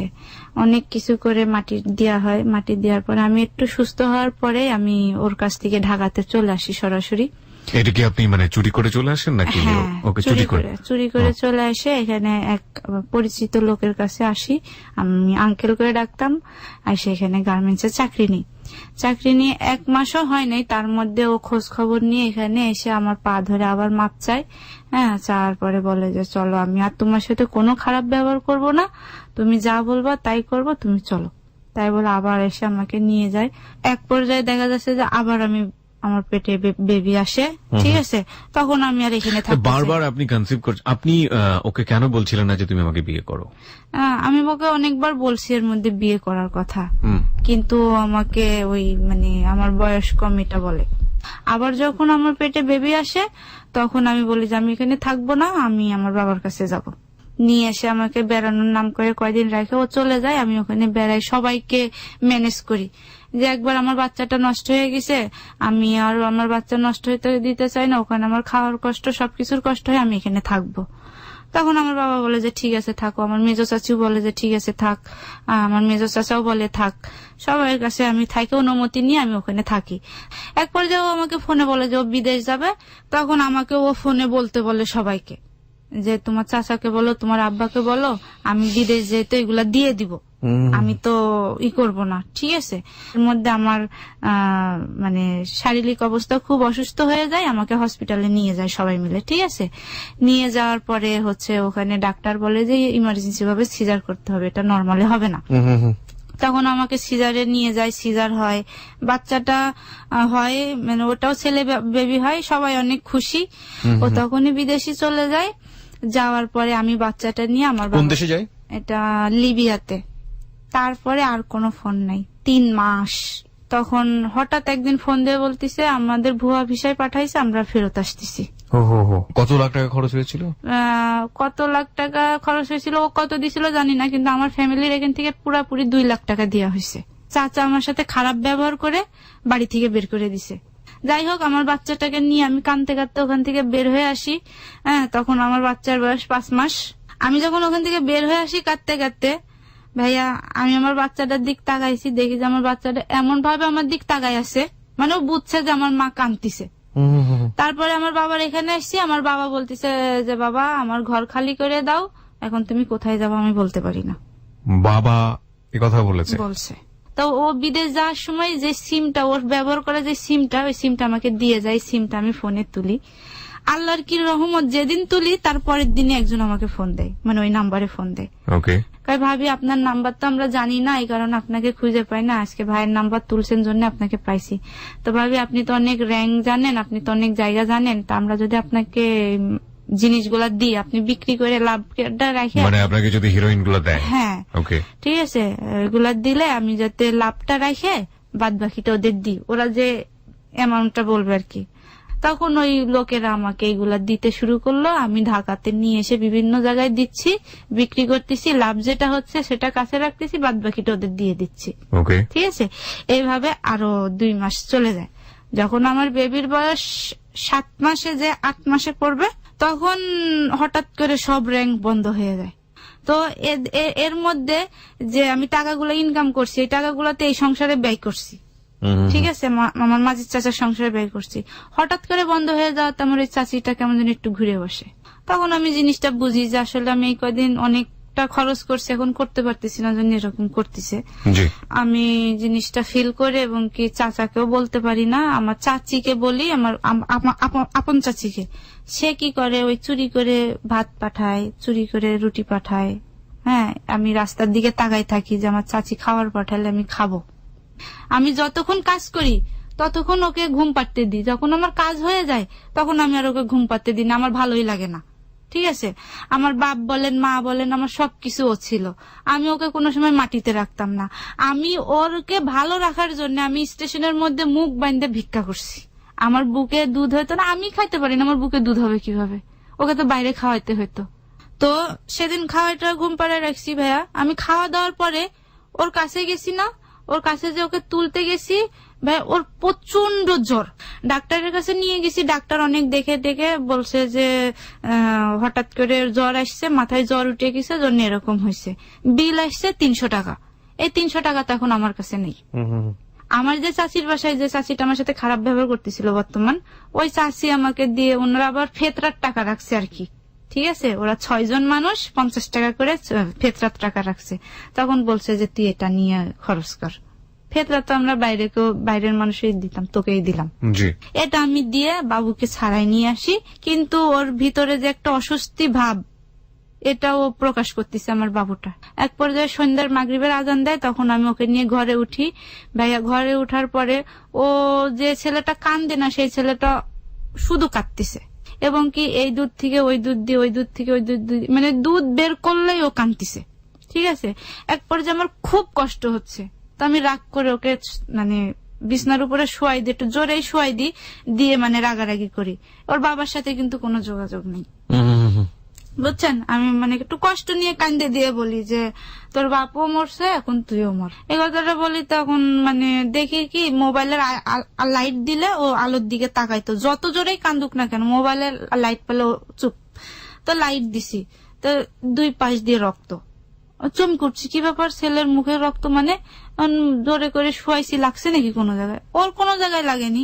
পরে আমি আমার নিজের দিকে লাইট মেরে দেখি যে আমার বেস্ট দিয়ে রক্ত বেরোচ্ছে, দুধ বেরোচ্ছে না। তারপরে যখন এরকমই করছে তখন আমি ওই চাচিকে ডাকে বলতেছি, চাচি দেখছো আমার বেস্ট দিয়ে না রক্ত বেরোচ্ছে। তাই থাক মা, এখন ওর শরীর খারাপ, ওর সাথে খারাপ ব্যবহার করো না, ওকে অন্যটা দাও। সেদিনই ওর বাবা আমাকে ফোন দিছে। হ্যাঁ, তখন আমি বলছি যে আমাকে সবাই বাড়ির থেকে বাইর করে দিছে, কাঁদছি আর বলছি আমাকে বাড়ির থেকে বাইর করে দিছে, এখন আমি মাঝের চাচার এখানে আছি। তখন বলতেছে ঠিক আছে তুমি কালকে নাটোরে যাও, কালকে 3000 টাকা আমি অমুক জনাকে বলতেছি তোমাকে পাঠাই দিবে 3000 টাকা। এতদিন বিদেশে থেকে সে আমার 3000 টাকা দিবে। আর এই বিদেশে যাওয়ার জন্য আমি সবার কাছে আমার ওই সিজার করা পেট নিয়ে বাচ্চাকে বাসায় ফেলাই রেখে আমি সবার কাছে দৌড়াইছি। যাই হোক, শেষে ভাই আমার শরীরটা না অতিরিক্ত খারাপ লাগতেছে, কেমন যেন আমার কি হারাই গেছে, কি যেন একটা উদাসী ভাব, মানে আমার মনে হচ্ছে যে আমি চিল্লাই চিল্লাই কান্দি, আমার ভিতরে এরকম লাগতেছে। তা আমি চাচিকে বলতেছি, চাচি তুমি একটু ওকে কোলে নাও, আমি একটু বিছনা একটু গুছাই। তো এই বিছনা গুছানোর জন্য চাচি ওকে কোলে নিছে। কোলে নিতে যে চাচি বুঝতে পারছে যে আমার বেবিটা মারা গেছে। আমার বেবিটা মারা গেছে। আমাকে বলতেছে যে তুই বাবুকে কখন দেখছিস? আমি কি তো ঘুমাইছে? তো নাই, ও তো মারা গেছে। এই কথা বলার পরে কোন মা ঠিক থাকবে আমি বলতে পারবো না, কিন্তু আমি আমার জায়গাতে ঠিক ছিলাম না। আমি আমার বেবিটাকে খুব জোরে বুকের সাথে আটকে ধরছি। আটকে ধরার পরে চিল্লাচ্ছে আর কান্তিছে, বলতেছি এটা হতে পারে না, তো ঘুমাইছে। ঠিক আছে, আমার এই চিল্লানোর কণ্ঠ শুনে বা আমার ওই চাচির কণ্ঠ শুনে সবাই ছুটে আসছে, পাশাপাশি একেবারে পাশাপাশি সবাই ছুটে আসছে। কিন্তু আমার চাচার বাড়ির কেউ আসে নাই, আমার বাপের বাড়ির কেউ আসে নাই। অন্যান্য মানুষরা ছুটে আসছে কিন্তু তারা কেউ আসে নাই। আমি যখন বেবিটা না সারি তখন বুঝতে পারলাম কে যেন আমার পিঠে 2-3টা কিল মারছে। তখন আমি বেবিটাকে ছাড়িয়ে দিই। ছাড়িয়ে দেওয়ার পর ওরা বেবিটাকে নিয়ে ওই ডাক্তারের কাছেই যাই, আমি পিছে পিছে যাই। পিছে পিছে যাওয়ার সময় দেখি যে আমার চাচি ওখানে যে উপস্থিত হয়, আমার যে আপন চাচি ওরাও উপস্থিত হয়। ডাক্তারও বলছে যে নাই, কিছুক্ষণ আগে মারা গেছে। এটা শোনার সাথে সাথে আমি তো একটা চিল্লান দিয়ে আমি অজ্ঞান হয়ে গেছি। তো আমার যখন জ্ঞান ফিরে তখন আমি দেখি যে আমি একটা ভ্যানের উপরে আমার চাচি চিল্লাপাল্লা করতেছে এটা নিয়ে যে আমার যে সৎ মা তাকে বলতিছে যে তোদের বাড়িতে লাশটা তুলি, এটা তো ফাঁকা জায়গা, সবাই আসবে দেখবে, আর আমার বাড়ি তো চিপা, ওখানে মানুষজন আসতে পারবে না, তা আমার সৎ মা ওই বাড়িতে লাশ তুলবে না। সরাসরি বলছে যে ওইগুলো আমার বাড়িতে উঠানো যাবে না, আর আমার বাবা নাকি মানা করছে। এখানে একটু বলে নেই প্রিয় শ্রোতা, আমরা আমাদের এবিসি রেডিওতে যে অনুষ্ঠানটি আপনারা এই মুহূর্তে শুনতে পাচ্ছেন সেটার একটি ভিডিও ভার্সন আমরা আমাদের ফেসবুকে দিয়ে দিয়েছি ইতিমধ্যেই, আপনারা গেলে ওখানে দেখতে পাবেন। ইনফ্যাক্ট আমার এই কথাগুলো সেখানে আছে, যে কথাগুলো পারুল এই মুহূর্তে বলছিল, আমরা সেটার ভিডিও তাৎক্ষণিকভাবে ওখানে আপলোড করেছি। আপনারা চাইলে আমাদের পেজটিতে চলে আসতে পারেন, আমাদের এবিসি রেডিওর fan page, Facebook verified fan page. এছাড়া আমার পেজটিও আছে, ওখানেও চলে আসতে পারেন, www.facebook.com/kibriya.rj। আমি আবারও বলছি www.facebook.com/kibriya.rj। পেজটি আছে আরজে কিবরিয়া নামে। ওখানে গিয়ে আপনি লাইক দেবার সঙ্গে সঙ্গে আমাদের হ্যালো 8920 মেম্বার হয়ে যাবেন।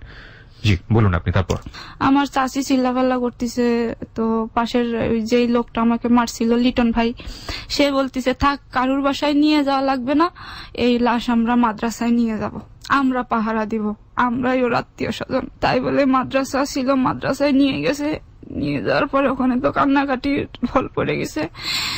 যেই চাচা বাড়ির থেকে বাইর করে দিছিল সেই চাচা আমার সন্তানকে কোনো সময় দেখে নাই, মানে শুনছে যে হয়েছে, যে নানা হিসাবে যে একটা আদর সোহাগ এটাও সে কোনো সময় পায় নাই। তো উনি যখন এসে শুনছে বা আমার বাবুর লাশ দেখছে তখন উনি আর ওনাকে ঠিক রাখতে পারে নাই, সরাসরি আমার কাছে এসে কান্না করতেছে আর আমার পা ধরে বলতেছে মা তুই আমারে মাফ করে দিস, এত সুন্দর তোর সন্তান, এই সন্তান দেখে আমি আজকে ঠিক থাকতে পারতেছি না, আমি তার তাজা মুখটা দেখতে পারলাম না, আমাকে তুই মাফ করে দিস। তো প্রথমে মনে করছিলাম যে আমার বাবা এসছে, আমার বাবা এসে আমার মার কাছে মাপ চাচ্ছে। যখন আমার চাচার মুখের দিক তাকাইছি দেখি যে আমার চাচা, তখন তার গলা ছাড়িয়ে দিয়েছি আমি, তখনও আমার বাবা আসে নাই বা আমার সৎ মা কেউ আসে নাই।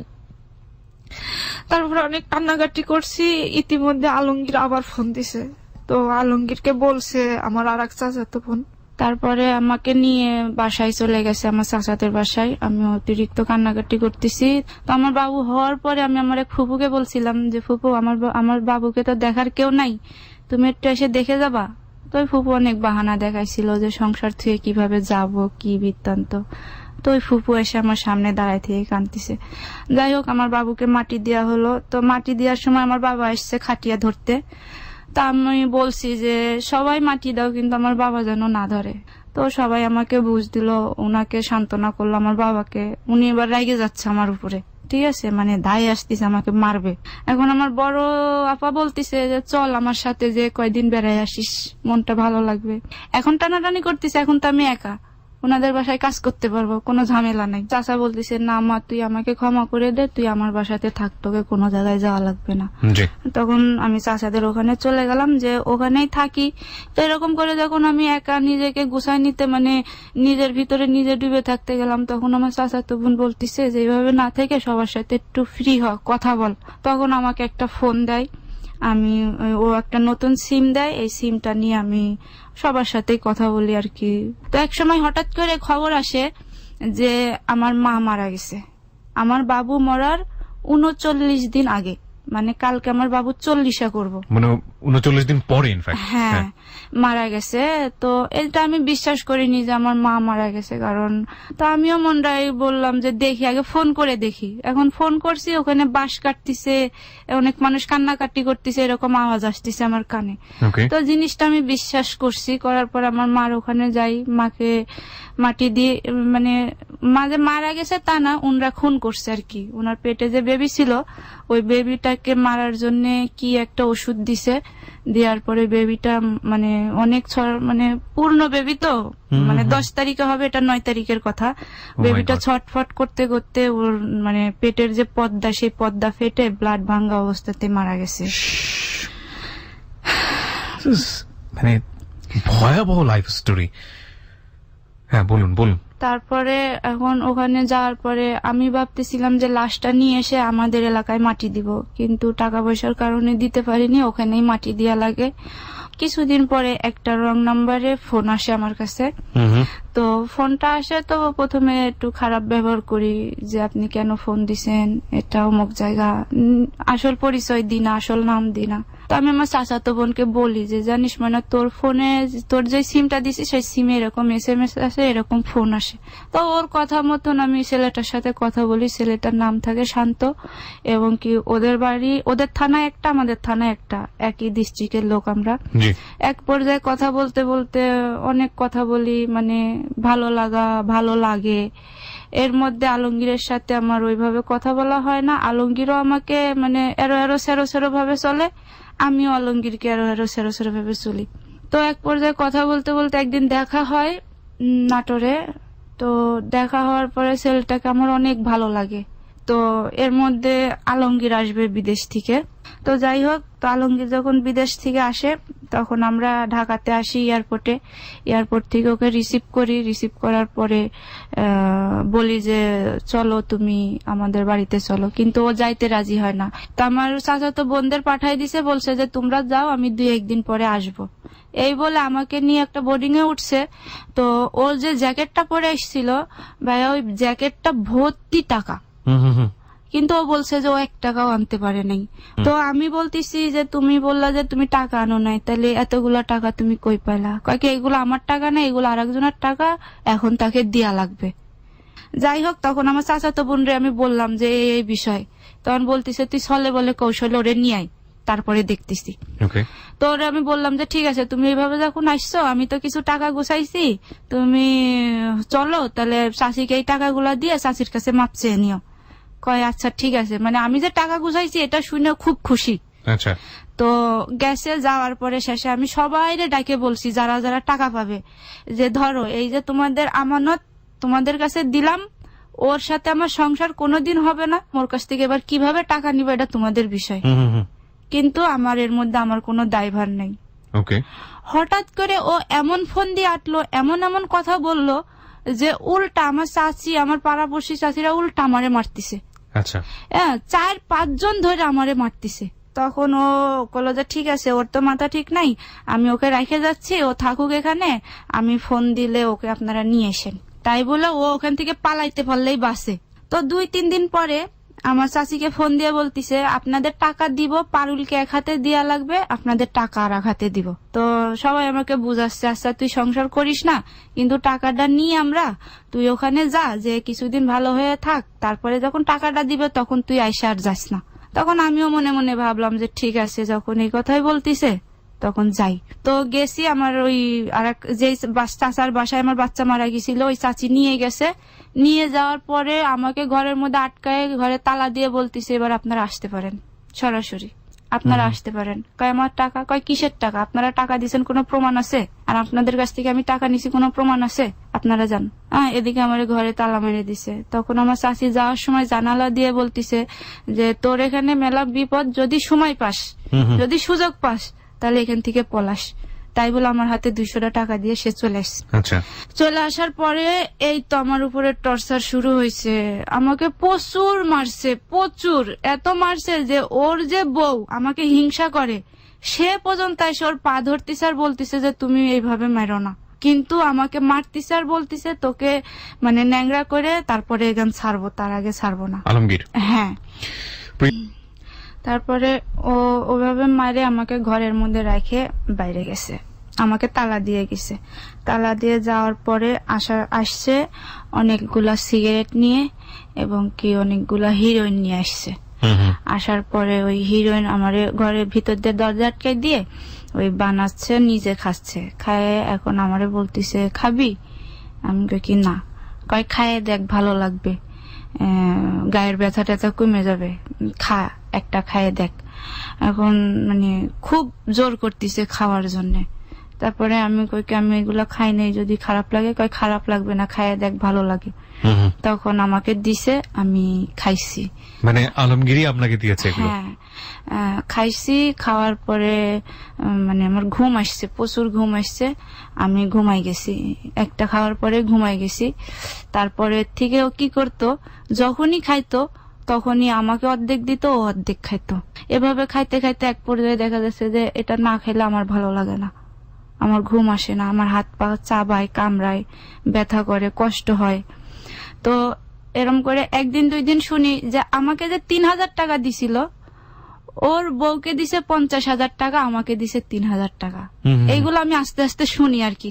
আবার একদিন কি করছে, এর মধ্যে শান্ত একদিন ফোন দিছে, তো ও রিসিভ করছে। রিসিভ করার পরে বলছে যে আপনি একটু পারুলকে দিবেন, আমি পারুলের সাথে কথা বলবো। কয় পারুলকে তো দেয়া যাবে না, আপনি আবার ফোন দিছেন, আপনার তো লজ্জা শরম নাই, আর আপনি এমন মেয়ের সাথে আপনার কথাবার্তা শুনে মনে হয় যে আপনি খুব ভালো ছেলে, কিন্তু আপনি এমন মেয়ের সাথে সম্পর্ক করতেছেন, মেয়েটা অতিরিক্ত বাজে, খারাপ। তখন শান্ত বলছে যে যতই খারাপ হোক আমি ওর সাথে কথা বলবো। তো আমাকে লাস্ট দিন যেদিন মারে সেদিন আমি সিদ্ধান্ত নিছি যে আমি এখান থেকে চলে যাব, আমি আর এখানে থাকবো না। তো ও চলে গেছে। আমি কি করছি, কয়টা কাপড় চুপুর একটা ব্যাগের মধ্যে নিয়ে দেওয়াল টপকে ভুট্টার ভুঁয়ের ভিতর দিয়ে সন্ধ্যার পরে গেছি। যাই ওই ভুট্টার ভুঁয়ের মধ্যে অনেকক্ষণ বসেছিলাম আর ও অনেক খোঁজাখুঁজি করছে। যখন দেখছি যে 12টা পার হয়ে গেছে তখন আমি মেন রাস্তায় উঠে আস্তে আস্তে হাঁটতে হাঁটতে যাচ্ছি। তো পাশ দিয়ে একটা ভ্যান যাচ্ছে, ভ্যানটা হচ্ছে সাঁওতালদের। তো আমি বলতেছি আমাকে একটু ফুলবাড়ি পৌঁছাই দিবেন? তো বলতেছে আচ্ছা ঠিক আছে উঠো। তো 3 জন, একজন চালাচ্ছে, 2 জন 2 পাশে বসে আছে। তো ওই আত্তাবগঞ্জ নামের একটা বাজার আছে, ওই পর্যন্ত গেছে। তো যে চালাচ্ছিল সে বলতেছে কাকা তুমি যে আগায় দিয়ে আসো। যে চালাচ্ছিল সে কাউকে একজনকে বলতেছে কাকা তুমি কি আগায় দিয়ে আসো? হ্যাঁ, আচ্ছা। একেবারে বয়স্ক, প্রায় 60-65 বছর বয়স হবে। উনি আমাকে এমন এমন রাস্তা দিয়ে নিয়ে যাচ্ছে, রাস্তা থেকে একেবারে তেপান্তরের মাঠ চলে আসছে। এরম করতে করতে বাঁশঝাড় পার হয়ে একটা তেপান্তরের মাঠ আসে। ওখানে আসার সাথে সাথে না উনি আমার গলা চেপে ধরছে এবং কি আমার বুকের উপর উঠে গেছে। উঠে মানে উনার খারাপ একটা দৃষ্টি আর কি। তা আমি এখন চিল্লাইতেও পারতেছি না, উনি অলরেডি আমার বুকের মধ্যে হাত দিয়ে দিছে। দূর থেকে দেখতেছি যে একটা মোটরসাইকেলের আলো আসতেছে। ওই মোটরসাইকেল আলাকে বলতেছে এই মোটরসাইকেল আলা ভাই একটু দাঁড়ান, এই লোকটা আমারে ভাই একটু দাঁড়ান, আমাকে বাঁচান। উনি শুনে নাই, ঠিক আছে, কিন্তু উনি যখন ছিটকে খেয়ে পড়ছে আর আমি যখন চিল্লান দিছি, উনি না ভুট্টার ভুঁয়ের মধ্যে ঢুকে গেছে। ভয়তে। তখন আমি কোন রকম ব্যাগটা নিছি, আমার স্যান্ডেল গুলো ওখানে পড়ে রয়েছে, আমি নিতে পারিনি। নিয়ে আমি খুব জোরে দৌড়াচ্ছি, মানে আমার সামনে কি পড়তিছে এটা আমার দেখার বিষয় না। দৌড়াইতে দৌড়াইতে যে ঝপ্পাত করে পড়লাম মাছ একটা ফিশারির মধ্যে, ওর মধ্যে বড়ইয়ের কাটা, কুঞ্চি এগুলা দিয়া। তো পড়ার পরে আমার সব্য শরীর আমি বুঝতে পারতেছি এখানে ছিঁড়ে যাচ্ছে, ওখানে কাটা ঢুকে গেছে। আমার এই যে সব পড়ার শব্দটা ওই মোটরসাইকেল ওয়ালা শুনছে। শোনার পরে মোটরসাইকেল ঘুরাই দেখে আমি হাত দিয়ে ওনাকে ডাকতেছি। উনি যখন আমাকে তুলে তখন আমি সেন্সলেস হয়ে যাই, আমার আর কোনো জ্ঞান নাই। যখন আমার জ্ঞান ফিরে তখন আমি দেখি আমার গায়ে কোনো কাপড় চুপড় নাই, একটা চাদর দিয়ে ঢাকা। তখন আমাকে ওনারা দায়িত্ব সহকারে স্টেশনে তুলে দিছে। তুলে দেওয়ার সময় বলছে যে তুমি কার কাছে ফোন দিতে চাও। তখন আমি মানে শান্তর নাম্বারটা দিছি। তখন শান্তর কাছে ফোন দিয়ে বলছে যে ভাইয়া আপনার একজন আত্মীয়, উনাকে তো আমরা গাড়িতে তুলে দিছি, আপনি রিসিভ করেন। তখন বগুড়ার গাড়িতে তুলে দেয়, শান্ত আমাকে রিসিভ করে। এখন ও ওষুধ নিয়ে এসে খাওয়াইছে, মলম টলম নিয়ে এসে লাগাই দিছে। কয়েক আমি তোমাকে বিয়ে করব, কালকে দিনের মধ্যে বিয়ে করে ওকে আমি জানাই দিব যে আমি তোমাকে বিয়ে করছি। তারপরের দিন আমাকে নিয়ে একটা মাজারে যায়। মাজারের যে হুজুর থাকে না, সেই হুজুরকে বলে আমাদের দুজনের কলমা পড়ানো হয়। তো আপনি তার আগে আপনারা আলমগীরকে ডিভোর্স দিয়েছেন? না, ওকে তো বিয়েই করিনি, কি ডিভোর্স দিব? এক্স্যাক্টলি। এই প্রশ্নটা এই জন্যই করলাম প্রিয় শ্রোতা, এটা আমি জানি, কারণ তারপরেও আপনাদেরকে মনে করিয়ে দেওয়ার কথা যে আলমগীরের সঙ্গে ওর আসলে বিয়ে হয়নি, তারপরেও ওকে এই ধরনের অত্যাচার সহ্য করতে হয়েছে। বলুন তারপরে ও আমাকে নিয়ে। এটা কি জানতো শান্ত যে আপনি ওকে বিয়ে করেননি? তারপর হ্যাঁ, শান্তকে আমি পুরোটা বলছিলাম। আচ্ছা, ওকে। তো শান্ত আমাকে মাজারে নিয়ে যে বিয়ে করলো। বিয়ে করার পরে শান্তর কাছে প্রায় 4-5 দিন ছিলাম। ওই যে আমি যে হিরোইনটা খাইতাম, এটার রিয়াকশন আমার ভিতরে এখন কাজ করতেছে, যেহেতু আমার কাছে নাই। ও ভালো ব্যবহার করলে ওর সাথে আমি খারাপ ব্যবহার করতাম, কিন্তু এটা ও বুঝতে পারতো। ও কিন্তু একজন মানে অতিরিক্ত সব ধরনের নেশা খায়, ঠিক আছে? তখন খেত নাকি আগে খেত? আগের থেকেই খেত, ও রানিংও খায়। হ্যাঁ, এটা আমাকেও ধরতে দেয় না। তো ও বুঝতো যে আমার ভিতরে জ্বালাফেরা করতেছে, তো আমাকে মানে বলতো যে কি হয়েছে তোমার, তুমি বলো। আমি কি না, আমার সিমটা তোলা খুব দরকার, আমার সিমটা তোলা লাগবে। তখন ও আমার সিমটা তুলে দেয়। তুলে দেওয়ার পরে এক ভাইয়াকে ফোন দিলাম, রাজশাহী গোদাগাড়ি বাড়ি, নাম বলবো না।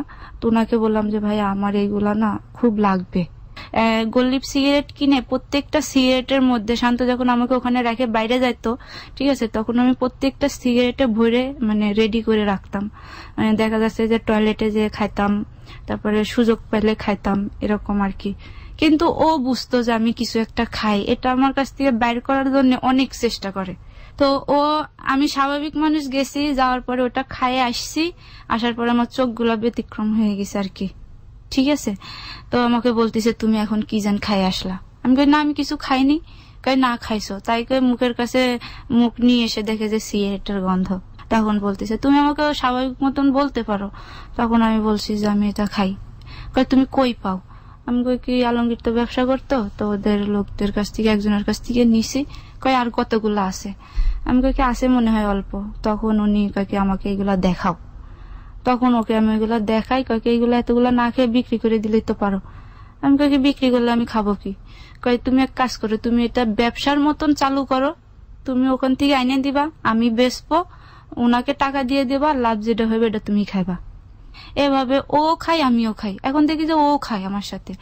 তো হঠাৎ পর্যায়ে এই মানুষের কাছ থেকে নিতে নিতে নিতে নিতে ও যে ব্যবসাটা করে আমাকে জাস্ট এই হিরোনি খাওয়ায়, এছাড়া যে লাভের যে টাকাটা, এখান থেকে আমাকে 1 টাকাও দেয় না। কি পরিমাণ লাভ হতো?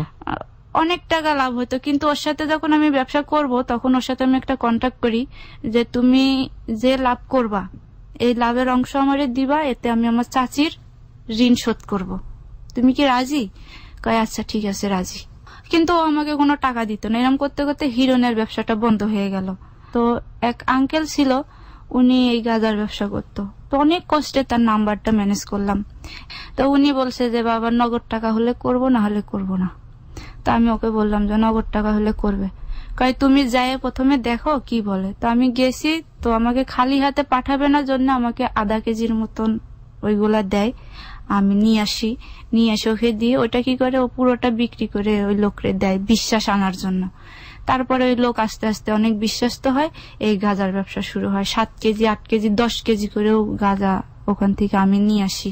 কিভাবে আনতেন? এটা আপনার ওরা একটা প্যাকেট করে, হ্যাঁ 10 কেজি গাঁজা প্যাকেট করে, এত বড় একটা মানে প্যাকেট হয়, হ্যাঁ অনেক টাইট করে বাঁধে, দিয়ে ওটা ব্যাগের, কলেজ ব্যাগ আছে না, কলেজ ব্যাগের মধ্যে ভরে, তো গন্ধ বেরোইতো কিন্তু ওই স্প্রে মারা লাগতো। ও বলছে যে যাওয়ার সময় দুজন একসাথে যাব, কিন্তু আসার সময় তুমি আলাদা আমি আলাদা, আর তো তোমার যদি কিছু হয় আমি তোমারে বাঁচাইতে পারবো, কিন্তু আমার যদি কিছু হয় তুমি তো বাঁচাইতে পারবা না। তারপরে ও আলাদা থাকতো, আমি আলাদা থাকতাম। তো একদিন মাইক্রোর মধ্যে উঠছি, সেদিন আমার কাছে 7 কেজি গাঁজা আছে। পুলিশে সিগন্যাল দিছে আর কি, দিয়ে আমি যে বসে আছি পিছনে, তার আগের সামনেকার একটা ব্যাগ চেক করতেছে। এখন আমি তো খুব ভয় পেয়ে যাচ্ছি, আমার হাত পা কাঁপতেছে। ও পিছনে, লোকটা আর আমার দিকে হাত বাড়াইলো না, অন্যান্য যা খুঁজলো, কিন্তু ও এগুলা বেচতো, ও খাইতো, ওর বন্ধু বান্ধব নিয়ে খাইতো, খাওয়াইতো, কিন্তু ও কোনো সময় আমারে টাকা দিত না। এরম করতে করতে গাঁজার ব্যবসাটাও বন্ধ হয়ে গেল। তখন আমি রাগ করে ঢাকায় চলে আসি, যে তুই আমার ব্যাপারে ভাবস না, আমি তোর ব্যাপারে ভাববো কেন। তখন কি করি, আমার চাচি ফোন দিয়ে আমাকে টাকার কথা বলে যে আমি তো আখেরাত পর্যন্ত ঠেকায় রাখবো, যে তুই আমার টাকা দে। তখন আমার মাথায় একটা বুদ্ধি আসলো, হসপিটালে যে দেখবো কেউ কিডনি কিনে নাকি। তো একটা হসপিটালে গেলাম, সরকারি হসপিটালে। তো ডাক্তারের সাথে কথা বলছি যে আঙ্কেল আমার অনেক সমস্যা, এই সমস্যার সমাধান আমি কোন রকম খুঁজে পাচ্ছি না। কি বলো? তো আমি বলতেছি যে আপনারা তো কিডনি নিয়ে অনেক আলোচনা করেন, আমি আমার একটা কিডনি বেচে দিতে চাই। কি যে কিডনি বেচে তুমি কি করবো? আমি আমার চাচি আমার কাছে টাকা পাই, এই টাকা শোধ করবো। এটা আর হলো না। তারপরে চিন্তা ভাবনা করলাম যে আমি হসপিটালে ঘুরমু, অনেক মানুষ তো নিঃসন্তান থাকে, তাদের একটা সন্তান দিমু। সন্তান দিবেন কন্টাকে মানে ধরেন ওয়াইফের সমস্যা, তার হাজবেন্ডের সাথে কন্ট্যাক্ট করে 1 বছরের মধ্যে বাচ্চা দেওয়ার পরে সে আমাকে এতগুলো টাকা দিলে আমি আমার চাচির টাকা শোধ করে দিব। ঠিক আছে, এই জন্য আপনি হাসপাতালে ঘোরা শুরু করলেন? হ্যাঁ, ঘোরা শুরু করলাম। কি আমি কিন্তু বেশি লেখাপড়া জানি না ভাইয়া। প্রিয় শ্রোতা, আপনাদের সবাইকে আবারও বলছি, আমরা আজকে যে হ্যালো 920 এখানে প্রচার করছি সেটার একটা ভিডিও ক্লিপস আমাদের ফেসবুকে দিয়ে দেওয়া আছে। আপনারা চাইলে ভিডিও ক্লিপসটাতে একবারের জন্য ঢু মারতে পারেন। ওদের দুজনকে আপনারা দেখতে পাবেন যাদের আমরা ইন্টারভিউ করছি এখানে। আমাদের ফেসবুকের ঠিকানা www.facebook.com/kibriya.rj। আমি আবারও বলি www.facebook.com/KEBRIA.RJ। পেজটি আছে RJ কিবরিয়া নামে। এই পেজটিতে গিয়ে আপনি অবশ্যই লাইক দিয়ে দেবেন। লাইক দেওয়ার সঙ্গে সঙ্গে আপনি আমার ফ্যান পেজের মেম্বার হয়ে যাবেন। এছাড়াও আপনারা চলে আসতে পারেন এবিসি রেডিওর ফেসবুক ভেরিফাইড পেজে, যে পেজটি বাংলাদেশের এফএম ইন্ডাস্ট্রির এই মুহূর্তে সবচাইতে বেশি লাইক পাওয়া টপ হিটেড পেজ আমরা বলতে পারি। ওকে, বলুন তারপরে। তো আমি হসপিটালের নার্স হিসাবে ঢুকলাম। অনেক আল্ট্রাসাউন্ড রোগী আসতো যাদের বাচ্চা কাচ্চা হয় না। হ্যাঁ, তা ওনাদের সাথে আমি বলতাম যে এটা কি আপনার সমস্যা না আপনার হাজবেন্ডের? কয় কি আমার সমস্যা। অনেক মেয়েকে নাম্বারও দিছি যে আপনাদের যদি এরকম লাগে আপনারা আমার সাথে যোগাযোগ করেন, কিন্তু কেউ আমার সাথে যোগাযোগ করে নাই। হ্যাঁ, এটাও হলো না। তখন আবার ওই হসপিটাল থেকে ওর ওখানে চলে গেলাম। যায় এসে আর একটা কাজ করলাম, একটা ছেলে আমার সাথে কথা বলতো, পাবনাতে বাড়ি, আলামিন নাম।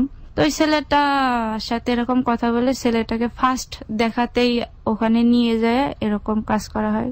একটা বিষয় দেখলাম যে ছেলেটা জায়গায় বসে থেকে 1 ঘন্টার মধ্যে 50,000 টাকা গুছাই দিয়ে ওখান থেকে চলে গেল। বুঝলাম না, আসলে আমরাও একটু কনফিউশন হয়ে গেলাম। 50,000 টাকা আপনাকে ম্যানেজ করে দিল? ওই শান্ত তো ছিল ওখানে, ঠিক আছে। শান্ত বলছে যে তুই এই মেয়েটার সাথে কথা বলিস, এখন তোকে এইভাবে আনা হয়েছে। ও মানে ট্র্যাপে ফেলে আরেকজনকে নিয়ে আসলেন? হ্যাঁ, নিয়ে এসে ওই ছেলেটা আপনাকে 50,000 টাকা দিল, দিয়ে গেল। শান্ত বলতে যেটা বোঝাচ্ছি যে শান্ত বারবার আপনাকে নিয়ে এসে আপনাকে দিয়ে বিজনেসটা করছে এবং সেইভাবেই সে টাকা শোধ করে দিবে কথাটা বলছে, কিন্তু আলটিমেটলি সেই কথাগুলো রাখছে না। আর আপনি এসে এই খারাপ কাজগুলো করছেন কারণ যেভাবেই হোক আপনাকে টাকাটা পরিশোধ করতে হবে। ওকে, শান্ত আমাকে বলতেছে তুমি এখনই চলে যাও, আমি কালকে তোমার সাথে দেখা করব। তখন আমি প্রচুর রেগে গেছি, বলছি যে আমি এখন যাব মানে তুমি আমাকে এখন টাকা দিবা, আমি তারপরে যাব। কয় কি পাগলের মতন করিস না তো, তুই যা। আমি কি না, তুই টাকা না দিলে আমি এখান থেকে যাব না। তুই বারবার আমার সাথে ছলনা করস, হয় টাকা দিবি আর নাইলে আজকের মতন সারা জীবনের মতন সম্পর্ক শেষ করবি। কয় হ্যাঁ, সারা জীবনের মতন সম্পর্ক শেষ। এই কথা বলে শেষে আমি যখন অনেক কান্নাকাটি করে চলে আসছি, চলে আসার পরে আবার যে হসপিটালে ছিলাম ওখান থেকে তো চলেই আসছি, তখন আবার কাটাখালি একটা জায়গায় চাকরি নেওয়ার পরে ওখানেই থাকি। আমি আমার ভাইকে ফোন দিলাম, আমার ভাই তখন ঢাকা যাত্রাবাড়িতে থাকে।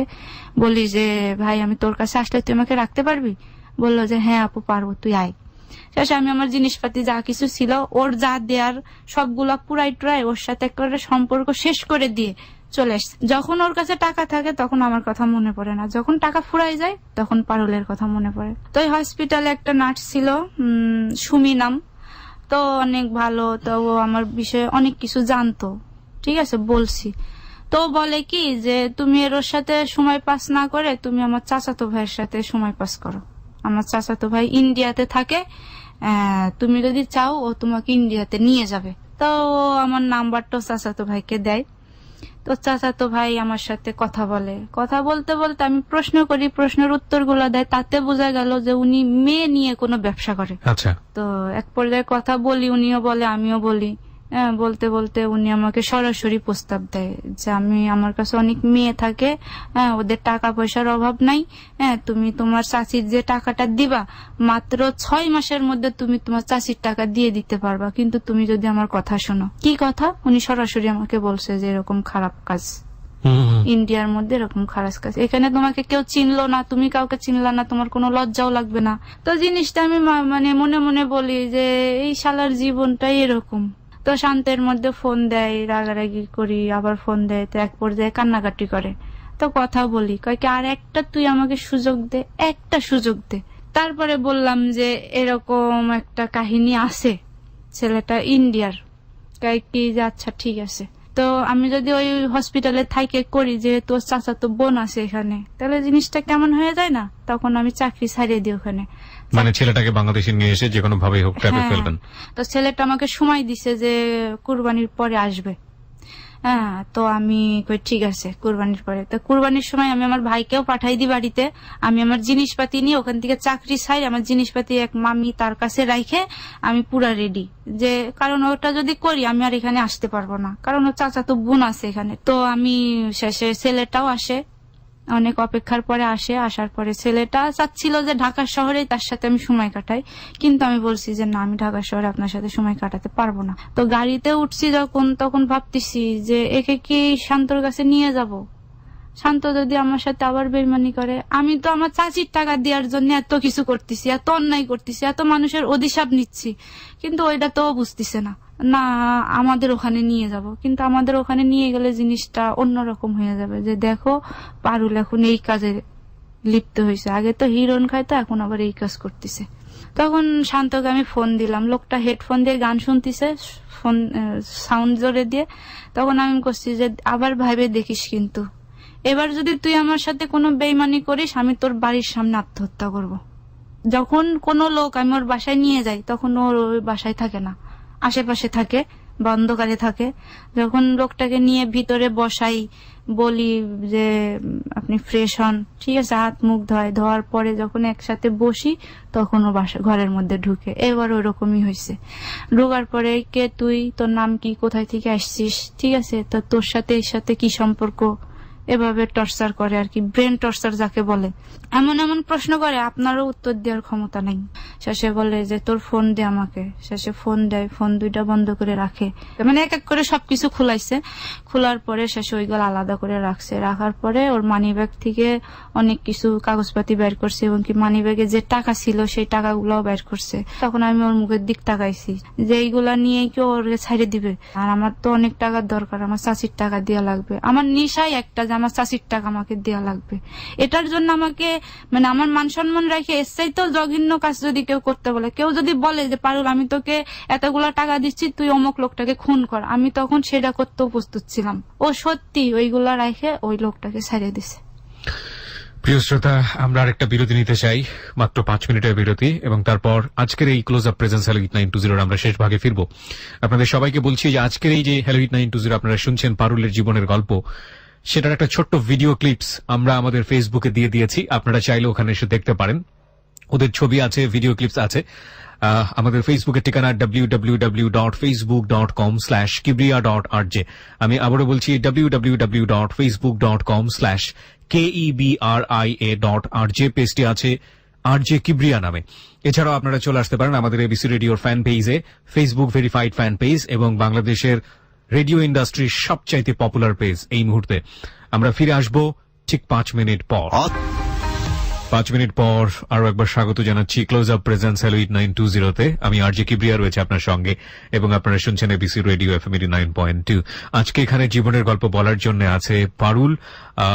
পারুলের মতো আপনি যদি আপনার জীবনের গল্প বলতে চান আমাদের এখানে ফোন করবেন। আমাদের ফোন নাম্বারটি হচ্ছে 09613892 আমি আবারও বলছি 09613892 এছাড়া যারা ফেসবুকের মাধ্যমে আমার সঙ্গে সরাসরি যুক্ত হতে চান, আমার ফ্যান পেজে এসে যুক্ত হয়ে আমার কাছে স্টোরি বলে চান আমি তাদের সঙ্গে সরাসরি যোগাযোগ করি, তারা চলে আসতে পারেন আমার ফ্যান পেজটিতে। এই পেজটি থেকে আপনারা পুরনো গল্প ডাউনলোড করা থেকে শুরু করে যাবতীয় তথ্যাবলী, গেস্টের সঙ্গে যোগাযোগ থেকে যাবতীয় তথ্যাবলী পাবেন। আমার পেজের ঠিকানা হচ্ছে www.facebook.com/kibriya.rj।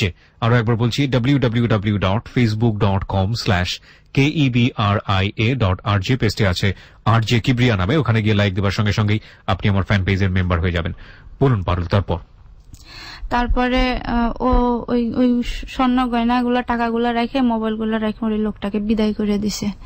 দেওয়ার পরে আমারে বলতিছে যে এগুলা তো বিক্রি করা লাগবে, সময় লাগবে, তুমি এই ফোনটা নাও, ছোট একটা ফোন, ওই ফোনটা নাও, নিয়ে তুমি চলে যাও, আমি এগুলা বিক্রি করি, তারপরে তোমার টাকা দিয়ে। আমাকে কি বিক্রি করা লাগবে না, তুই স্বর্ণ অর্ধেক অর্ধেক করে অর্ধেক আমারে দে, অর্ধেক তুই নেই। কয় কি এটা কিরকম হলো?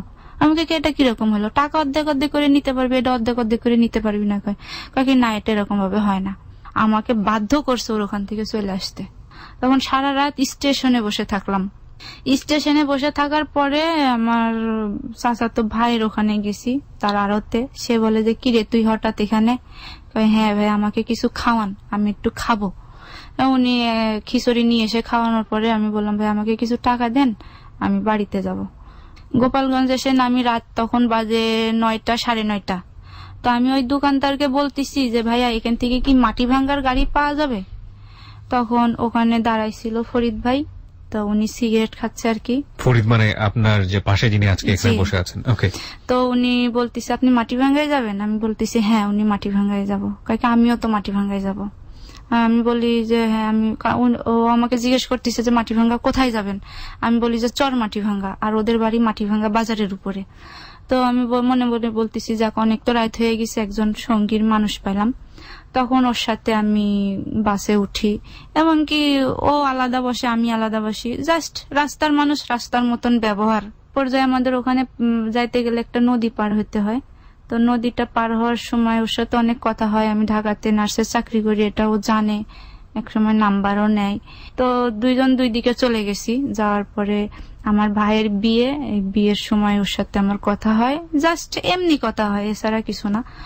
তো এক পর্যায়ে আমি আমার নানুর সাথে খুব খারাপ ব্যবহার করে। একে তো আমার মন মানসিকতা ভালো নাই, ঠিক আছে, আমার চাকরি ছাড়ে আসছি, পরবর্তী আমি কোথায় চাকরি নিব এরকম একটা চিন্তা ভাবনা। কিন্তু সে আমার সাথে খুবই খারাপ ব্যবহার করে, অতিরিক্ত, যেগুলো আমি নিতে পারি না, সহ্য করতে পারি না। তো আমাকে এক পর্যায়ে কয় কি যে তুই এখান থেকে চলে যা, তুই যেখানে ছিলি সেখানে চলে যা। তো আমি আমার কাপড় চোপড় নিয়ে সকালবেলা নিরুদ্দেশের মতন বের হয়েছি। তো এরকম সময় ফরিদ ভাই আমাকে ফোন দেয় যে পারুল আপা কি করেন? আমি কই কি ভাইয়া আমি কি করি আমি আপনাকে বলতে পারবো না। কই কেন? আমি কই কি আজকে আমার জীবনটাকে নিয়ে অনেক দূরে চলে যাচ্ছি, জানি না পরবর্তী বাইসে থাকবো কি থাকবো না। তো আপনার কাছে একটা দাবি আমার, আমি যদি মরে যাই কোনো জায়গায় আপনার নাম্বারটাও তো আমার ফোনে থাকবে। তো কেউ যদি ফোন করে ভাই আপনি আমার লাশটা নিয়ে অন্তত আপনার এলাকায় আমাকে মাটি দিন। তখন উনি বলতেছে যে আপনার সমস্যা কি, আমাকে খুলে বলেন। তখন আমি বলতেছি যে আসলে আমার এরকম এরকম সমস্যা, তো আমার জীবনে অনেক কষ্ট, এই কষ্টগুলো আমি কার সাথে শেয়ার করব? হ্যাঁ, আপনি জীবনের গল্প শুনেন? কয় কি হ্যাঁ শুনি তো। আমি কই কি আমার ওখানে যাওয়ার খুব ইচ্ছা। কি মানে কাকে বলছিল জীবন? এটা আমি ফরিদ ভাইকে বলতেছি ফোনেই। ফরিদকে আপনি ফোনে বলতেছিলেন জীবনের গল্প শুনেন, মানে আমাদের হ্যালো 8920? তো ও বলতেছে যে হ্যাঁ শুনি। ফরিদ কোথায় থাকেন আপনি? এক মিনিট আপনার কাছে যাই একটু। কোথায় যেন থাকেন আপনি? আপনার বাড়ি কোথায়? জি, আমাদের গ্রামের বাড়ি হচ্ছে পিরোজপুর জেলা। তো আমি ঢাকায় বড় হয়েছি। ও, তার মানে আপনি ঢাকায় থাকতেন সেই সময়? ঢাকায় থাকি, 8 বছর বয়স থেকে ঢাকা থাকি। ও, তার মানে ঢাকাতে থেকে আপনি এই অনুষ্ঠানটা শুনতেন। হ্যাঁ, বলুন তারপরে। তারপরে ও বলতিছে যে হ্যাঁ আমি জীবনের গল্প শুনি। তা আমি বলতেছি যে আমি যদি জীবনে একবার ওখানে যাইতে পারতাম, আমি আমার কষ্টের কথাগুলো বলতে পারতাম। তো উনি বলতেছে যে ঠিক আছে, ওখানে যাওয়ার আগ দিয়ে আমি আর যে কিবরিয়া হব, আপনি আপনি আপনার কষ্টগুলো আমাকে বললেন। আমি কই ঠিক আছে, বলবো এক সময়। যে ঠিক আছে, আপনি এভাবে না বেড়াই আমি এখানে চাকরির ব্যবস্থা করে দিই, আপনি এখানে চলে আসেন, আপনি চাকরি করে খান। তা আমি বলতেছি আপনি পারবেন এরকম ব্যবস্থা করে দিতে? কয় কি হ্যাঁ পারবো। তখন ও কয়েকটা হসপিটালের নাম্বার দেয়, আমি ওনাদের সাথে কথা বলি, ওনারা বলছে যে সরাসরি যোগাযোগ করতে। তো আমি ঢাকায় চলে আসি, সম্পূর্ণ খরচ উনিই দেয় আমাকে। ঢাকায় আসি, তো যেদিন ঢাকায় আমি আসি সেদিন ওনাকে বলছি যে আমি থাকবো কোথায়। তখন উনি বলছে যে তাহলে একটা রুম ঠিক করে দিই। আমি কই কি হ্যাঁ, খুব সীমিতর মধ্যে আমি যাতে চলতে পারি এরকম একটা রুম ঠিক করে দিবেন। তা উনি আমাকে ফোনে জানায় যে উনি রুম ঠিক করছে, এবং কি আমাকে SMS করে বলে যে আমি বাসায় এসে খাবো। আমার কথা বলে যে তুমি বাসায় এসে খাবে। তা আমি ওনাকে ফোন দিয়ে বলি আমি বাসায় এসে খাবো মানে? কয় আপনার জন্য আমি রান্না করছি। আমি কই আমার রুমে আপনি কিসের জন্য রান্না করবেন? কয় কি করতেছি রান্না, আপনি আসেন, আপনি অনেক ক্লান্ত। তো ভাইয়া বাসায় আসছি না, বাসায় এসে দেখি যে এক পর্যায়ে উনি উনার ইচ্ছা মতন রুম সাজায় রাখছে, বেড, হাড়ি পাতিল, মানে একটা সংসারের যা যা লাগে। এই মানুষের সঙ্গে আপনার জীবনে একবার মাত্র দেখা হয়েছে। ওকে ফরিদ, আপনি আমাকে একটু বলেন তো, এরকম একটা অচেনা মানুষ যাকে শুধুমাত্র পথে দেখলেন, যার জীবনের গল্প এখন পর্যন্ত পুরোপুরি শোনেননি, এই মানুষের জন্য আপনি এত কিছু কেন করতে গেলেন? না, আসলে একটা মানুষ কখন বলে যে আমার মৃত্যুর পরে আমার একটু মাটির ব্যবস্থা করে দিন, মানে এই জিনিসটা আপনার খুব কষ্ট লেগেছে, তাই তো? হ্যাঁ, একটা মেয়ে কখন বলে, তখন ভাবলাম যে হয়তো সে, কারণ মেয়ে মানুষ অল্পতেই নার্ভাস হয়ে যায়, হয়তো সে আসলে তার যে সমাধানের রাস্তা সে খুঁজে পাচ্ছে না। তারে যদি আগে একটা স্থান দিতে পারি, হয়তো তারে আমি একটা বোঝ দিতে পারবো। কিন্তু তাকে আগে আমার স্থান দিয়ে অন্তত তার যে বর্তমান মানসিকতা আছে তার থেকে বাইর করে স্বাভাবিক মানসিকতার মধ্যে নিয়ে তারপরে তার কথা শুনে তার পরবর্তীতে পদক্ষেপ। কিন্তু এই তখন আপনি ম্যারিড, তাই তো? হ্যাঁ। এবং সেই আপনার প্রথম স্ত্রী যাকে আপনি বিবাহিত ছিলেন, জি। কোনো বাচ্চা কাচ্চা ছিল?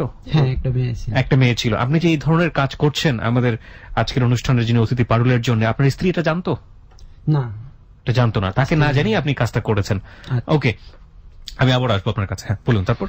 তো উনি উনার মতন ঘরটাকে সাজায় রাখছে, ঠিক আছে। উনি কিন্তু একবারও আমাকে দেখেনি। উনার সাথে যতটুকু আমার রাস্তায় দেখা হয়েছে, আমার মুখ বোরখা মানে পরা ছিল, মুখ বাঁধা ছিল, উনি কিন্তু আমাকে দেখে নাই। আজ আমার ফোনেই যা কথা। তো উনি এভাবে রুম টুম সাজায় রাখছে। তো আমি আসছি, আসার পরে মানে আমি টয়লেটে যাব ফ্রেশ হওয়ার জন্য। তো বোরখা খুলতেছি, এরকম সময় উনি আমার হাত ধরে বলতেছে যে শুনেন, আসলে আমি তো রুম পাচ্ছিলাম না, আমরা স্বামী স্ত্রী বলে রুম নিছি। তখন তো আমি মানে বোরখাও খুলিনি, আমি আর 1 সেকেন্ড এখানে থাকবো না। আমি সাথে সাথে ব্যাগ নিয়ে সন্ধ্যার দিকে এসে পৌঁছাইছি। সন্ধ্যার পর পরে আবার ব্যাগ নিয়ে আমি বেরোয় গেছি। তখন ও আমার পিছে পিছে গেছে আর বলছে যে আপনি একা থাকেন, আপনি একটু আমার বুঝার চেষ্টা করেন। আমি বলি কোনো রকম না।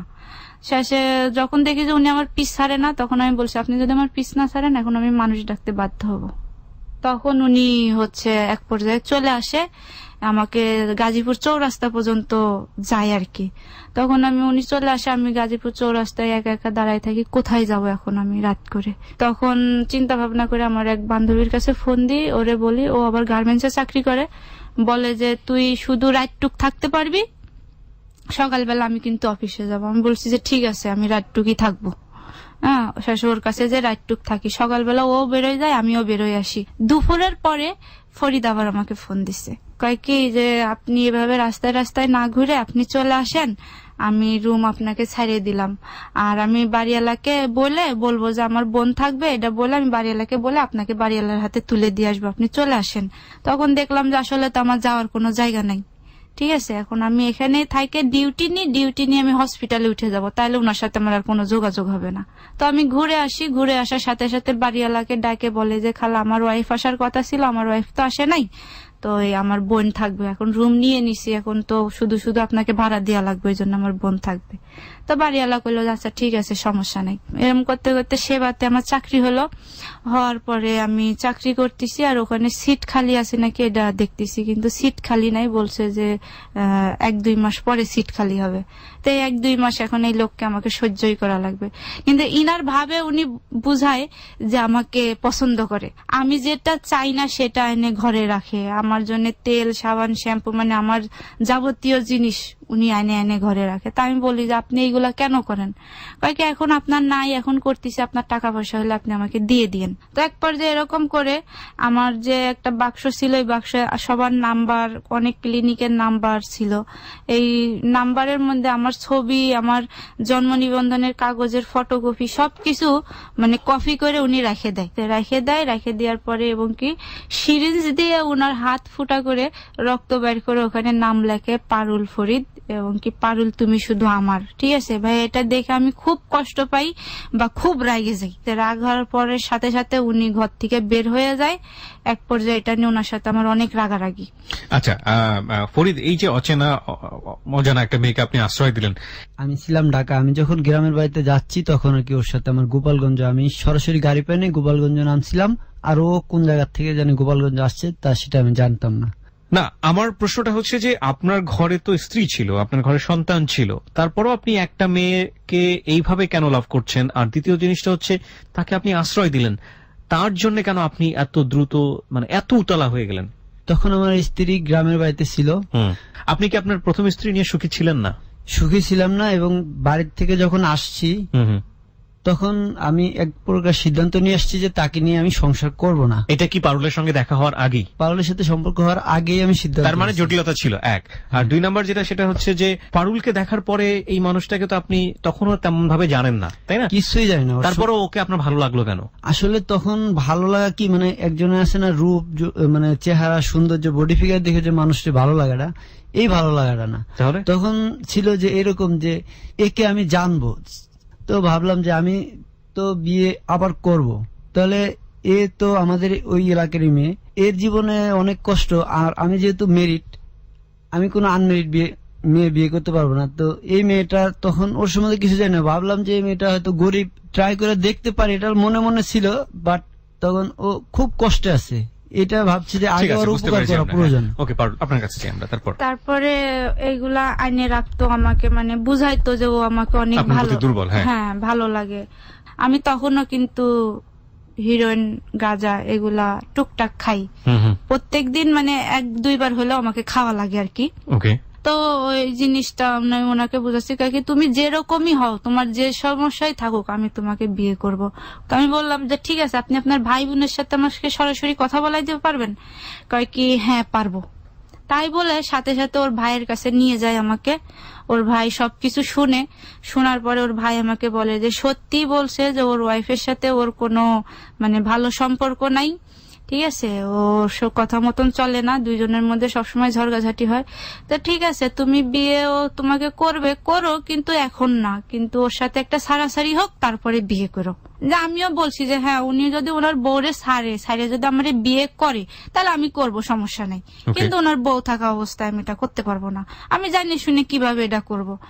সেদিনই ভাইয়া ও হঠাৎ করে কয় কি আজকে আমরা বিয়ে করব, এবং কি ঘরে এসে 1 টাকার কয়েল দিয়ে আমাকে বলতিছে যে এটা দিয়ে টস হবে, 3 বার টস হবে, 2 বার যার দিকে পড়বে সে তার কথা শুনবে। এখন কাকে তুমি টস করো।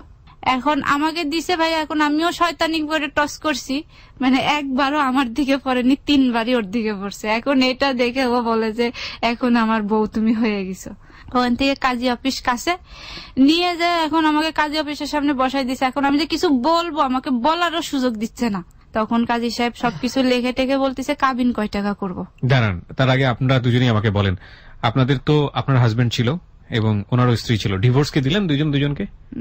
ডিভোর্স ও পরে দিছে, মানে বিয়ের পরে আপনি ডিভোর্স দিয়েছেন? হ্যাঁ, আর আমারটা দিয়ে রাখা আসা হয়েছে, তাদের হাত পর্যন্ত পৌঁছায়নি। ওকে, বলেন তারপরে হচ্ছে কাজী সাহেব বলতিছে যে কাবিন কয় টাকা করব। এখন ও বলতিছে যে 2-3 লাখ টাকা করেন। এখন এই বিয়েটাকে আটকানোর জন্য আমি বলতিছি যে 10 লাখ টাকা হলে বিয়ে করব, না হলে করব না। কিছুক্ষণ চুপ করে থাকে, ও বলতেছে যে হ্যাঁ আমি 10 লাখ টাকা কাবিন করে বিয়ে করবো, এবং কি আমার বিয়ের কাবিন হয়েছে 10 লাখ টাকা। ওকে, ওখান থেকে বিয়ে করার পরে ওই কাজী সাহেবরে বলছে যে এতগুলা তো আমার কাছে নাই এখন টাকা, আপনি 2000 টাকা রাখেন আর বাদ বাকি টাকা দিয়ে আমি পরে বিয়ের কাগজ নিয়ে যাব। তারপরে ওখান থেকে আসলাম, আসার পরে ভাইয়া এখন না আমার ভিতর থেকে আগুন বেরোচ্ছে, মানে আমি কিছুতেই মানতে পারতেছি না যে বিয়েটা হয়ে গেছে। যাই হোক, তখন আমার ভিতর থেকে আগুন জ্বলতেছে আর আমি বলতেছি বিয়ে যখন হয়েছে হোক, আমি এখান থেকে পলাই যাব। পলাই গেলে তার আমাকে পাবে না, কোথায় যাব না যাব এটা তার সে জানবে না। তখন ওনাকে বললাম যে আপনি আজকে বিয়ে তো হয়ে গেছে, এখন তো আমি আপনার বউ, আপনি আজকে বাইরে থাকেন, আমি একটু নিজে কন্ট্রোল করে নি, তারপরে আপনি এসে আমার কাছে স্বামীর অধিকার দেখেন। কয় আচ্ছা ঠিক আছে তুমি থাকো। ও সেদিন বাইরে সারা রাত ওইভাবে বসে কাটাইছে। কাটানোর পরে সকালবেলা আসছে, আমি বলছি যে আমি আমার মামার ওখানে যাব, আমাকে 500 টাকা দেওয়া লাগবে। কোথায় থেকে 500 টাকা নিয়ে এসে দিছে, প্রথমে দিতে চাই নাই তারপরে দিছে। এই 500 টাকা নিয়ে সরাসরি আমি আমার মামার কাছে যাই, যে সরাসরি বলি না যে আমাদের বিয়ে হয়েছে, বলছি যে একটা ছেলে খুব জ্বালাচ্ছে, আমি এখান থেকে মুক্তি চাই। কয় কি ঠিক আছে তাহলে তুই তোর মাল জিনিস নিয়ে এখানে চলে আয়, আমি তোকে বাড়িতে পাঠাই দিই। এখন ও তো বাসায় রয়েছে, এখন আমি আমার মাল জিনিস নিব কি করে, আর আমি যেখানেই চাকরি করি। আমি এক ধরনের যেটা বুঝতে পারছি যে এক ধরনের ডিলেমায় ভুগছেন আপনি। হ্যাঁ। একটা হচ্ছে ছেলেটা যাতে বিয়ের পর আপনার কাছ থেকে ফসকে না যায় বা বিয়ে করতে না পারে, সেজন্য 10 লাখ টাকা কাবিন চাচ্ছেন। এটা এরকম মন মানসিকতা আমার ছিল না। আবার বিয়ের হয়েও গেল, তারপরে ওকে মানতে পারছেন না। না, কোন রকম মানতে পারতেছি না। যাই হোক, দিয়ে শেষে ও তো বাসায় আছে, এখন আমি কি করে এই ঘরের জিনিসপাতি নিব, আমি যেখানেই চাকরি করি এই জিনিসপাতি তো আমার লাগবে, আমার কাগজপাতি লাগবে। তখন ওর ভাইকে ফোন দিয়ে বললাম যে ভাই আপনি ওকে আধা ঘন্টার জন্য রুম থেকে বের করেন, এখন এ বের হবে না। ওকে মিথ্যা কথা বলা লাগছে যে আমি আর আমার মামা আসতেছি, তোমার ভাইয়ের সাথে সরাসরি কথা বলবো। তখন ওই কি করে বের হয় ঠিকই, কিন্তু অন্য তালা মেরে যায়। যে তালা চাবি আমার কাছে আছে এটা না মেরে অন্য তালা মেরে যায়। এখন এই তালা আমি কি করে ভাঙবো? অনেক কষ্ট করে করার দিয়ে কাটে আমি ঢুকে আমি আমার মাল জিনিস নিয়ে ওখান থেকে বের হয়ে চলে আসি। হঠাৎ করে ওর ভাই একদিন আমাকে ফোন দিয়ে বলতেছে যে ফরিদের সাথে কি তোমার কোনো যোগাযোগ আছে? আমি কি না। কয় ও তো আমার ফোন ধরে না, ওর কি হয়েছে? হ্যাঁ, এখন আমিও ফোন দিই, ওটা শোনার পরে দেখি সত্যি ফোন ধরে না। তো এখন মনে মনে ভাবতেছি যে উনি কি কোনো মানে খারাপ কোনো কাজ করলো? মানে ফোন রিসিভই করে না, 8-9 দিন কোনো ফোন রিসিভ নেই। তারপরে হঠাৎ একদিন ফোন রিসিভ করে শেষে কথা হলো, শেষে বলতেছে তুমি কেন এরকম করলা, তুমি চলে গেলা কেন, তুমি চলে আসো। এক পর্যায়ে তখন আমি আসতে বাধ্য হই, আমাকে হুমকি দেয় যে তুমি যদি না আসো তাহলে আমি ওখানে যে বলবো যে আমার ঘরে টাকা পয়সা ছিল, এই টাকা পয়সা নিয়ে তুমি চলে আসছো, এছাড়া আমার সাথে মোবাইলে সম্পর্ক করে অনেক টাকা পয়সা খাইছো, এই কথা বলে। এটা তো আমার নানুর সাথে রাগ, আমি আমার খালার ওখানে থাকি, এটা যদি এরকম কিছু করে এখানে আমার মান সম্মান চলে যাবে, ঠিক আছে। এই কারণে মনের ইচ্ছার বাইরে আমি যাক বিয়েই যখন হয়েছে, ও তো আমাকে সত্যিকারের বিয়ে করছে, ইচ্ছা করলে তো বিয়ের আগেও আমার সাথে শয়তানি করতে পারতো, এটা তো করে নাই। মনের ভিতর থেকে একটা মানে অন্যরকম উত্তর নিয়ে আমি ওর কাছে আসি। আসার পরে ও তো দেখি যে ঘরটর মানে তখন তো করছিল বাসর ঘর, এখন করছে অন্য ঘর করে রাখে, একেবারে সবকিছু রেডি, অনেক সুন্দর করে সাজাইছে। তারপরে আমি আসছি, আসার পরে বলছি যে ভাইয়া বাসর ঘরে মানুষ অনেক ধরনেরই কথাবার্তা কয়, কিন্তু আপনার সাথে আমি অন্য কথা বলবো। এই কথাগুলো শোনার পরে যদি আপনার মনে হয় যে না এর সাথে আমার সম্পর্ক রাখা উচিত, তাহলে আপনি রাখবেন। আর যদি মনে হয় যে না এর সাথে আমার সম্পর্ক রাখা উচিত না, তো আপনি আমাকে বিয়ে করে ভুল করছেন, সেই ভুল হিসেবে যদি এক রাত আপনি আমাকে আপনার কাছে পাইতে চান, তাতে এক রাত আপনি পায়ে আপনি আমার জীবন থেকে সরে যাবেন, আমি আপনার জীবন থেকে সরে যাব। তো বলতেছে কি এমন কথা, আমাকে কি শুনতে হবে, না শুনলে আপনি বুঝবেন কি করে? তো উনি আমার সামনে সিগারেট খাচ্ছে, এই কয়দিনের আগে আমার সামনে সিগারেট টিগারেট খাই নাই। তো আমি বলতেছি আপনি সিগারেট খান? বলতেছে হ্যাঁ আমি সিগারেট খাই। তো আমি কি আর আছে? কয় না। আমি কই নিয়ে আসেন। তারপরে হচ্ছে ওকে 1 প্যাকেট সিগারেট আনতে বলি, ও 1 প্যাকেট সিগারেট নিয়ে আসে এবং কি আরো কিছু খাবার নিয়ে আসে। নিয়ে আসার পরে ও সিগারেট খায়। তো যখন আমি সিগারেটটা বাইর করে ধরাই তখন ও তাজ্জব হয়ে যায়, আমার দিকে অন্যভাবে তাকায় পড়ে। ঠিক আছে, আমি বলতেছি শুধু সিগারেট খাচ্ছি তাই আপনি আমার সামনে এভাবে তাকাচ্ছেন, তাহলে আমার পুরো কথাগুলো শুনলে আপনি কি করবেন? তখন বলতেছে আচ্ছা ঠিক আছে তুমি বলো। তখন আমি বললাম যে সবকিছু মানে এ থেকে জেড পর্যন্ত পিছনে যে ঘটনাগুলো আমি বলছি সেই কথাগুলো বললাম। মানে ওর জন্মের পর থেকে মানুষ যেমন জীবনের গল্প আপনাদের স্টুডিওতে এসে যেভাবে বলে ঠিক ওইভাবেই আর কি ও এখানে যখন প্রথমবার মানে বলা শুরু করছিল, ওরকম ভাবে আপনাকে বলা শুরু করে? মানে ওর সামনে আমি বসছি আর ও ওর জীবনের কথা একবারে জন্মের পর থেকে বলে কি এই পর্যন্ত সবকিছু বলছে। তারপরে আমি ওনাকে সবকিছু বলার পরে ওনাকে তারপরে আমি একটা কথাই বললাম যে এরপরে যদি মনে হয় আপনার যে আমাকে নিয়ে সংসার করবেন, তাহলে আমার একটা শর্ত আছে, কারণ আমি আমার জীবনে কিচ্ছু পাইনি। আমার জীবনে অনেক শখ, অনেক আহ্লাদ এগুলা রয়েছে। তো আমার একটাই ইচ্ছা যে আমি যাকে নিয়ে সংসার করব সে শুধু একা আমার হবে, আমি অন্য কারোর সাথে শেয়ার করতে পারবো না। আপনি যদি আপনার বউকে ভালো না লাগে, তারপরেও আমি বলতেছি যে আপনি তারে নিয়ে সংসার করেন, যা হয়েছে এর একটা অ্যাক্সিডেন্ট, আপনিও ভুলে যান, আমিও ভুলে যাই। হ্যাঁ, আর যদি আপনার একান্তই যদি ভালো না লাগে, আপনি আপনার বউরে ডিভোর্স দিবেন, তারপরে এখানে আমি আপনার সাথে সংসার করব। আমাকে একটু বলেন, আপনাদের বিয়ে হলো কত তারিখে? আমাদের বিয়ে হয়েছে 2013 সালের নভেম্বর মাসের 4 তারিখে। মানে আপনাদের বিয়ের পরে এখন 2 বছর চলছে সংসার করা। এই 2 বছর আপনি সুখী? এই 2 বছরে আমি সুখী, মানে ওকে পাওয়ার বিষয়ে সুখী, কিন্তু আমার চাচির যে টাকা, এটা এখনো আমাকে তাড়া করে বেড়ায়। কত টাকা পাবে আপনার কাছ থেকে আপনার চাচি? আমার চাচি টাকা পাবে 2 লাখ টাকার মতন। হ্যালো 8920-তে জীবনের গল্প বলার আপনার শখ ছিল, কেন বললেন? এই যে এই হ্যালো 8920-তে ওরা কিভাবে এসছে তার আগে আমি একটু কথা বলতে চাই 2 মিনিট। ওরা দুজন মিলে বহুবার চেষ্টা করেছে আমার সঙ্গে যোগাযোগ করার জন্য, সামহাও সেটা পারে নাই। ওরা একটা চিঠি লিখেছিল, দুজন মিলে একটা চিঠি লিখেছিল, টাইপ করা, কম্পিউটারে টাইপ করা। সেই চিঠিটা আমাদের যিনি ফ্রন্ট ডেস্ক অফিসার আছেন উনি আমাকে নিয়ে এসে বললেন যে ভাইয়া এই জীবনের গল্পটা আপনাকে নিতেই হবে, কারণ এটা একটু অন্য রকমের। আমি জীবনের গল্প সাধারণত এইভাবে আমরা যেটা করি, ফোন কল নেই বা SMS এর মাধ্যমে নেই। ওই চিঠিটা আমি একটু চোখ বোলানোর পরে আমার কাছে মনে হয়েছে যে এটা জীবনের গল্প প্রচার করার মতো। এরপরে ওনাদেরকে আমি 3-3 বার আসতে বলেছি, আমাদের যান্ত্রিক জটিলতার কারণে হোক বা যে কোনো কারণেই হোক, তাদেরকে আমি সময় দিতে পারিনি। এবং তারপরেও আপনারা এখানে এসছেন এবং আজকের রাতে, এত রাত পর্যন্ত শীতের রাতে জেগে আপনারা জীবনের গল্প বললেন। কেন বললেন? আসলে আমি জীবনের গল্প শুনি যখন আমি হসপিটালে চাকরি করি, তখন থেকে আমি শুনি, সারা রাত জেগে থাকতাম। আমি কিন্তু রাত্রে ঘুমাই না, এখনো আমি রাত্রে জেগে থাকি, সারাদিন ঘুমাই। তো সারা রাত জেগে থেকে আমি এগুলা শুনতাম, কিন্তু এটা কি বারে হয় আমি ডেলি শুনি, কিন্তু ডেলি তার এটা হয় না। কি বারে হয় শেষে হঠাৎ করে একদিন মানে অ্যাড শুনি যে প্রত্যেক বুধবারে, আর একটা যে যাহা বলিব সত্যি বলিব এটা রবিবারে। তখন থেকে এই রবিবার কবে আসবে আর এই কবে বুধবার আসবে, এবং তখন থেকে আপনার বলার শখ ছিল? খুব শখ, যে আমার জীবনের এই অপরাধের কথাগুলো, আমার জীবনের এই কষ্টের কথাগুলো আমি সবার সাথে শেয়ার করতে চাই। আজকে তো আপনাকে লাখ লাখ মানুষজন শুনলো, তাদের উদ্দেশ্যে কিছু বলার আছে? তাদের উদ্দেশ্য আমার একটাই বলার, আমাকে কেউ যাতে ভুল না বুঝে। আমি অনেক অপরাধ করছি, অনেক অপরাধের সাথে জড়িত, আর বর্তমানে আমরা অনেক কষ্টের মধ্যে আছি। ওর প্রতি আমি এত দুর্বল এই জন্য যে জন্মের পরে ও একটা ফুটবল, জন্মের পরে ও মা লাথি মারলো গেল বাপের কাছে, বাপ লাথি মারলো গেল চাচার কাছে, চাচা লাথি মারলো পড়লো যে ওই আলমগীরের কাছে, আলমগীর লাথি মারলো গেল শান্তর কাছে, শান্ত লাথি মারলো আসলো আমার কাছে। তাহলে আমরা যে এখন আমিও যদি ওরে এইভাবে ফালা দিই, ও তো মৃত্যু নিশ্চিত। তাহলে আমরা যে পৃথিবীতে মানুষের মানবতার কথা বলি, আদর্শের কথা বলি, অপরাধের কথা বলি, অপরাধের বিরুদ্ধে কথা বলি, আসলে ওরে যদি না থামাইতে পারি, ওরে যদি একটা সুস্থ জীবন না দিতে পারি, তো এই অপরাধ গুলোই করে যাবে। ও তো আমার বর্তমান স্ত্রী, ওই তো আমার বর্তমান, সারা পৃথিবীর মানুষের বন্ধু বলুক, কিন্তু আমি তো, ও আমার স্ত্রী, ওর কাছে আমার কাছে মানে ও অনেক সম্মানী, ওরে সবাই তুচ্ছ মনে করে, কিন্তু আমি ওরে কোনোদিন তুচ্ছ মনে করি না। অদ্ভুত দুটো জিনিস আজকের এই জীবনের গল্পে আমি কি প্রিয়া শিখলাম। একদিকে অসম্ভব প্রতিকূলতা, আর একদিকে একজন স্বামীর তার স্ত্রীর প্রতি শ্রদ্ধাবোধ, ভালোবাসা।